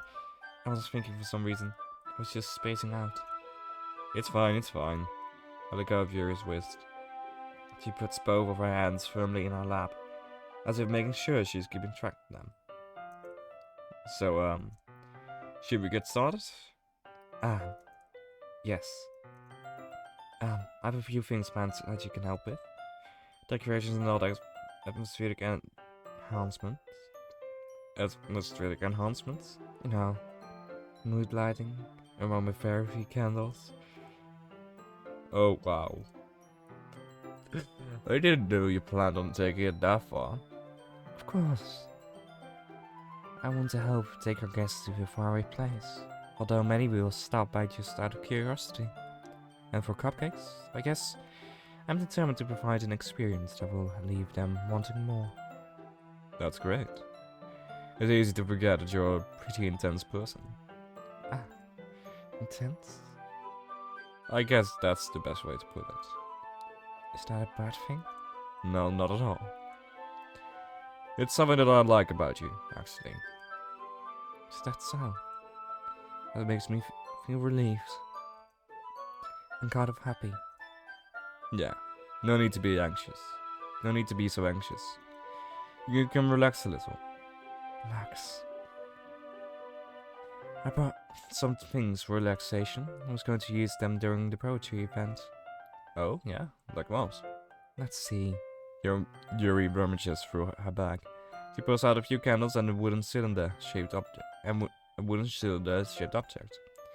I did some shopping on the way here, so I happened to have these in my bag. I plan to cover the windows in black paper and use the candles to light the room. I think that would be amazing, don't you? Yeah, it would be really neat. What's that wooden thing, though? What is? It's a diffuser for essential oils. How familiar are you with aromatherapy? Not familiar at all. Is that so? It's one of my favorite contributors to the positive atmosphere. Depending on the oils or herbs you choose, you can change the mood of the air itself. You can even feel it permeate through your body. Relaxation, positive energies, romance, reflection. It's almost like magic. Yuri takes a cylinder and pushes a switch on the bottom. In just a moment, a thin ray of vapor begins to spout through a small hole on the top. Well, that smells wonderful. What kind of mood is that one for? This is a jasmine essential oil. It smells a little sweet and flowery, right? Yeah, that's a good way to describe it. I chose jasmine for the event because it provides more than relaxation. Jasmine enhances your emotions and helps you feel them flow through your body. You feel warmer and your heart pounds more heavily. Don't you think that will be perfect for the sharing our poems? Yeah, that sounds suitable. But you seem to know a lot about this, so I'll trust your opinion with anything. Yuri smiles gently, clearly enjoying herself. She again reaches into her bag and pulls out several spools of thin ribbon. What are those for? Well, did you purchase the origami paper I asked you to get? Yeah, I have it over here. We won't be using the paper for folding origami. What I'd like to do is write a different word on each paper. We need about 100 of them. Oh yeah? What will those be used for? Well, I'm going to cut into pieces of ribbon to hang from the doorway of the classroom. Then we can fasten the paper onto the ribbons and to create a doorway curtain. Wouldn't that be beautiful? It would also catch the eyes of those passing by the room. It may attract some to peek inside. That's really creative. I had no idea you'd be so good at this, Yuri. Is that so? I suppose I do get a little intense as you put it. Yuri giggles with red cheeks. Is it just me, or is she more relaxed when it's just the two of us? Or maybe it's the excitement she feels from sharing something that she enjoys. Here's a marker, Tibbity. You can write any characters you want. I hope you once I finish cutting the ribbons. Ah, alright. Sitting on the floor together, the two of us get to work. I carefully draw a different character on each paper, doing my best to manage my bad handwriting. Yuri unravels a long strand of red ribbon to her desired length. Then she reaches into her bag once more and pulls out a pocket knife. The knife is strangely beautiful. The silver handle has an intricate pattern of waves etched into it. The blade itself is gentle. The blade itself is gently tinted blue. That's no ordinary pocket knife. It looks really fancy. Well, embarrassed, Yuri looks away. What is it? You're going to think it's weird? Yuri, whatever it is, I have no reason to judge. To each their own, you know. You promise you won't be weirded out? Yeah, I promise. Alright. The thing is, I'm kind of into knives. Yep. They're just so pretty. Can't help it. I don't know what it is. The combination of craftsmanship and feeling of danger, maybe? What am I saying? Please don't think I'm weird for this. You're laughing. You're laughing at me. No, I'm not laughing at you. It's just funny how nervous you get about sharing. Well, it's an interesting thing to be into, I guess. But I think it's kind of suits you. Suits me? Yeah, it's kind of intense. Besides, it's a really cool looking knife. I can't deny that. It is, isn't it? Yuri relaxes her expression once again. Would you like to hold it? Sure, I'll check it out. Yuri carefully hands me the knife with the handle facing me. I take it and turn it around in my hand. It feels heavy and extremely solid. Where do you even get a knife like this? Curious of its sharp, I feel the point of the knife with my index finger.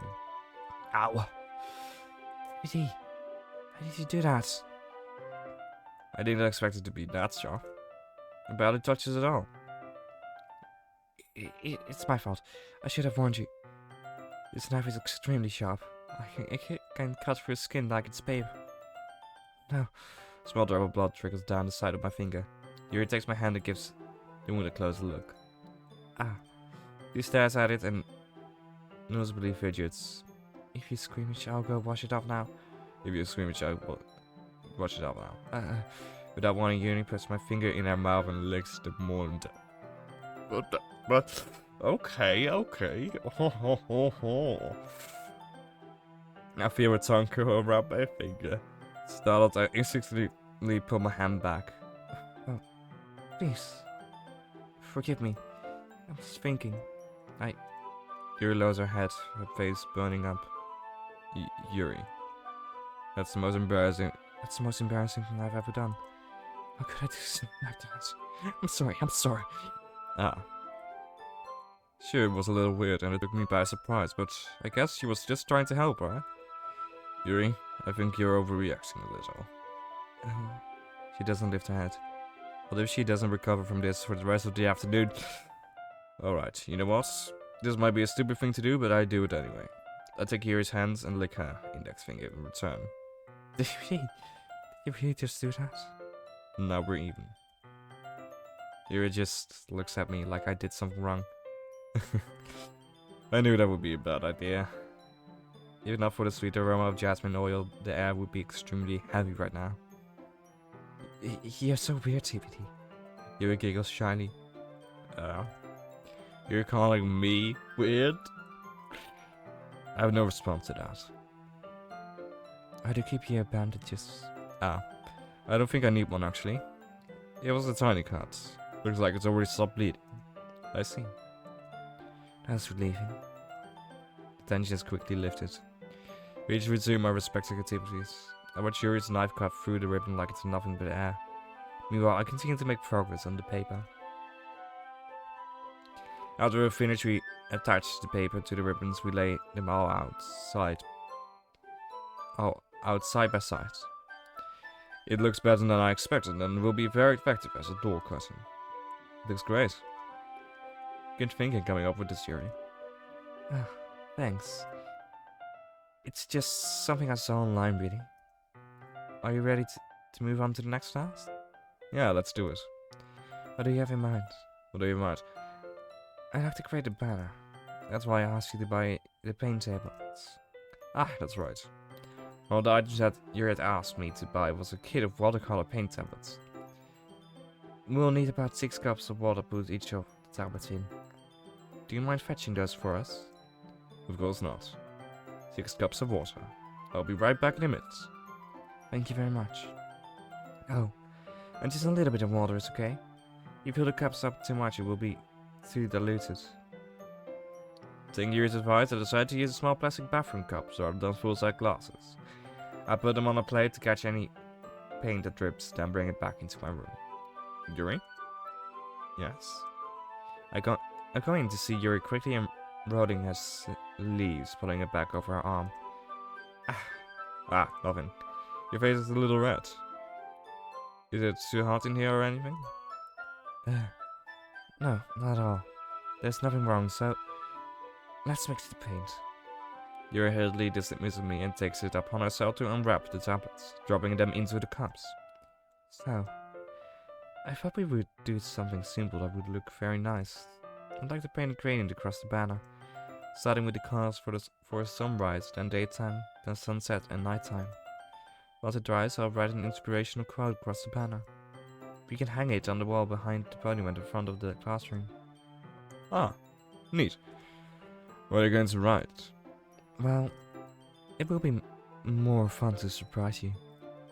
Yuri smiles at me. If you say so. After rolling out the banner, Yuri and I kneel on opposite sides so we don't get in the way of each other. Yuri uses a brush and adds a few dots of different colors across the banner to serve as a color guide for me paint. This kind of reminds me of elementary school. Painting on a banner with watercolors feels a lot like the art class projects we had back then. It's relaxing. I'm sorry this feels too childish. No, I didn't mean that at all. It's kind of fun, you know. Yeah, it's fun. I'm glad you feel that way too. Yuri stops painting for a moment, thinking to herself. For me, I don't need to go out and do crazy things to have fun. In fact, I usually don't even want to. I just like when I can spend time with one other person. Even if it's something simple, like reading, it doesn't matter if we don't talk much. Just having a friend next to me makes things feel a little bit nicer. I think that's all it takes for me to be happy. Is that so? Even if Yuri and I are quite different, I can understand where she is coming from. I feel the way about things like anime and games, but where simply sharing the experience with someone can make me happy. I think I feel the same way. Yuri smiles gently. I know you understand.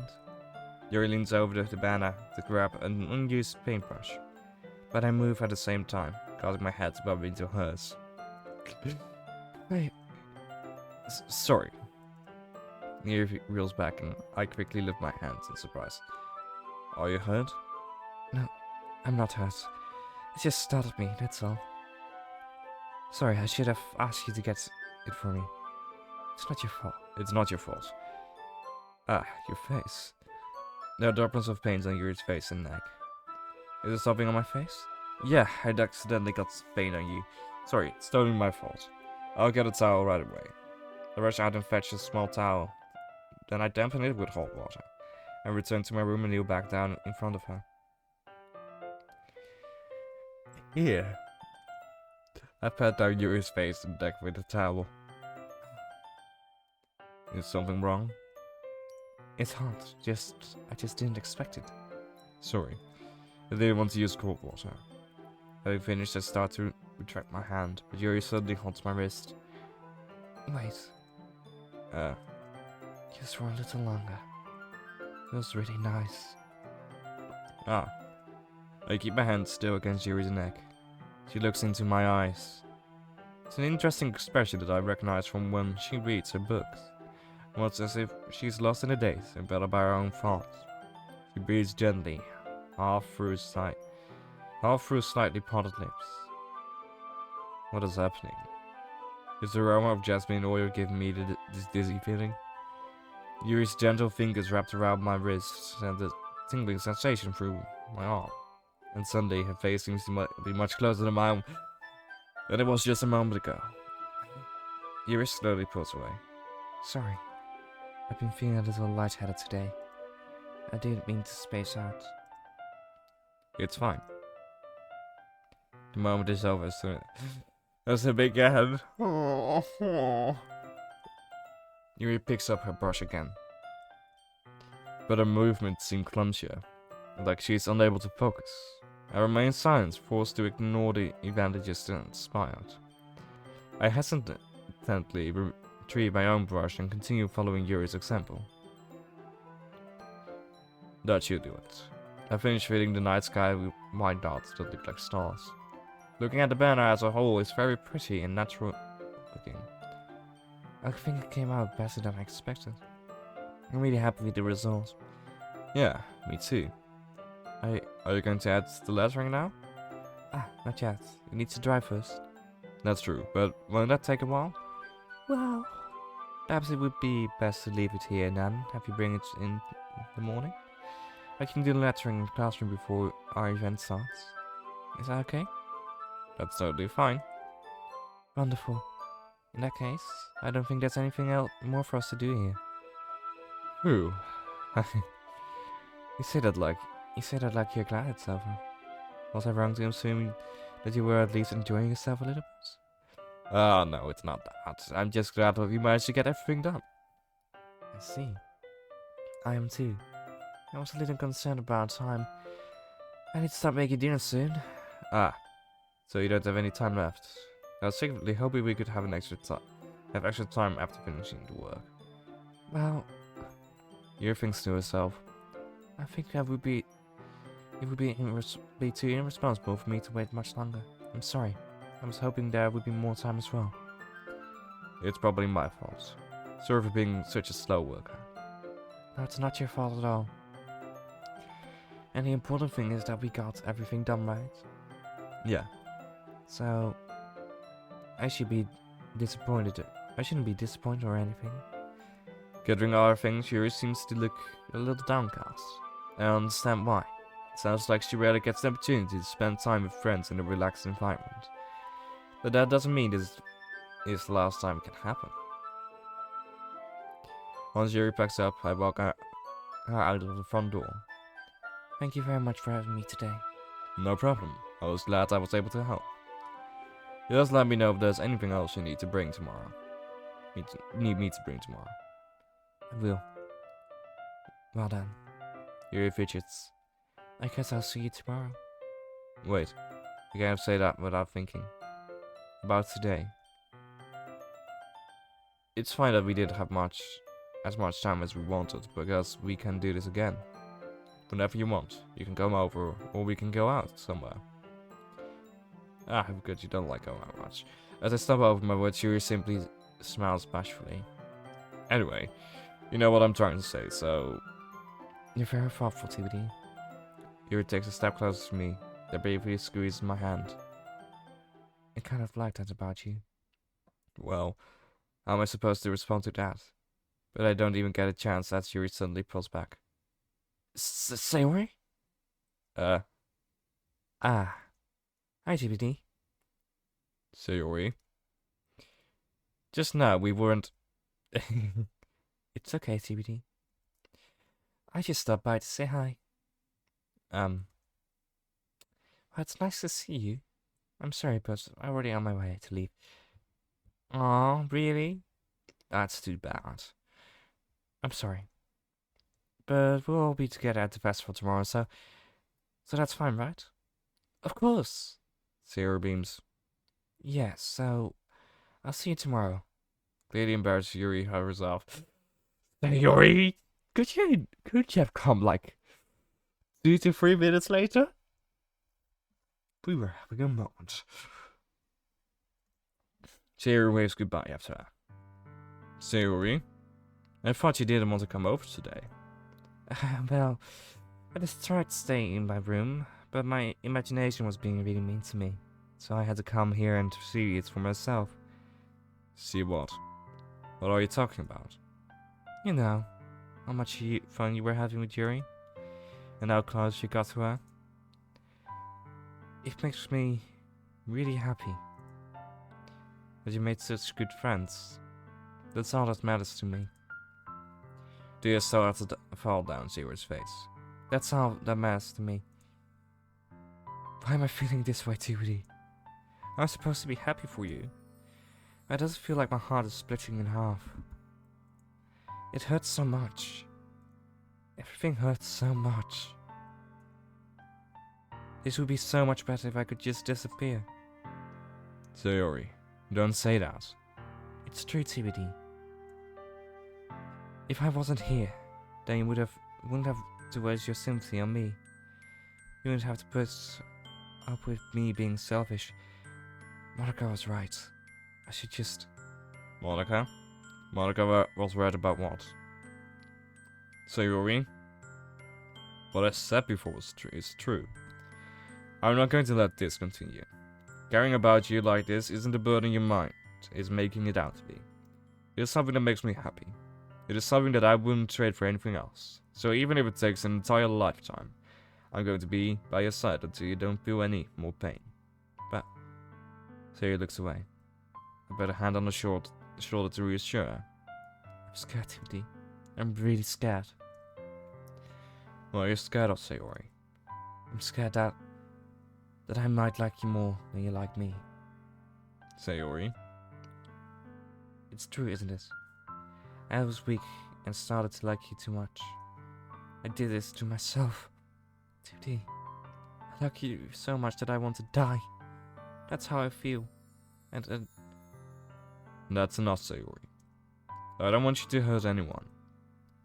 I slide my hand down Sayori's arm and squeeze her hand in my own. Do you remember how I said I always know what's best for you? Do you still believe me? Wordlessly, Sayori nods. Even if you don't understand all of your own feelings, I know what you need the most right now. And that's what I'm going to give you. Sayori, you'll always be my dearest friend. What you need most is for things to be like that they've always been. Monika told me the truth. She told me how much happier you seemed after I joined the club. I know you're struggling with some really difficult feelings right now. But please trust me that I know what's best. And what will make you happy in the end. I promise I'll help get things back to the way they were. I see. Sayori forces a smile through an incredibly pained expression. Is this what it feels like to get stabbed in the chest? I should write a poem about this. Sayori? It's okay. It's just my punishment, remember? For being so selfish. So please don't worry about these stupid feelings. I know you're right. I knew this whole time that there's no happiness down that path. That's why I came here. Just so I could get the answer I needed to hear. And the other thing? You're also right that I just wanted to go back to the way it was. I realize that now. You really do know me better than anyone, TBD. I trust you with anything. Anything at all. So... Sayori's smile finally breaks. All of a sudden she turns around and drops to her knees. Clutching her head with both hands, she screams as loudly as she can. I'm so shocked that I don't know how to react. Sayori looks over her shoulder and flashes me one more weak smile before turning around and running off. Sayori! I'm left helplessly standing in front of my house. Why I'm feeling so horrible about this? That's nothing more than I could have done. The most I can do is support Sayori through her feelings and help her on path. That's right. But I'm having as much trouble understanding Sayori's feelings as she is. Even though I can comfort her, I keep wondering if I should be doing something more or something different. I know these thoughts will continue to plague me until things are back to the way they were. I'm going to give it everything I got. Sayori will always be my dearest friend. And I'll do whatever it takes to put a smile on her face every day.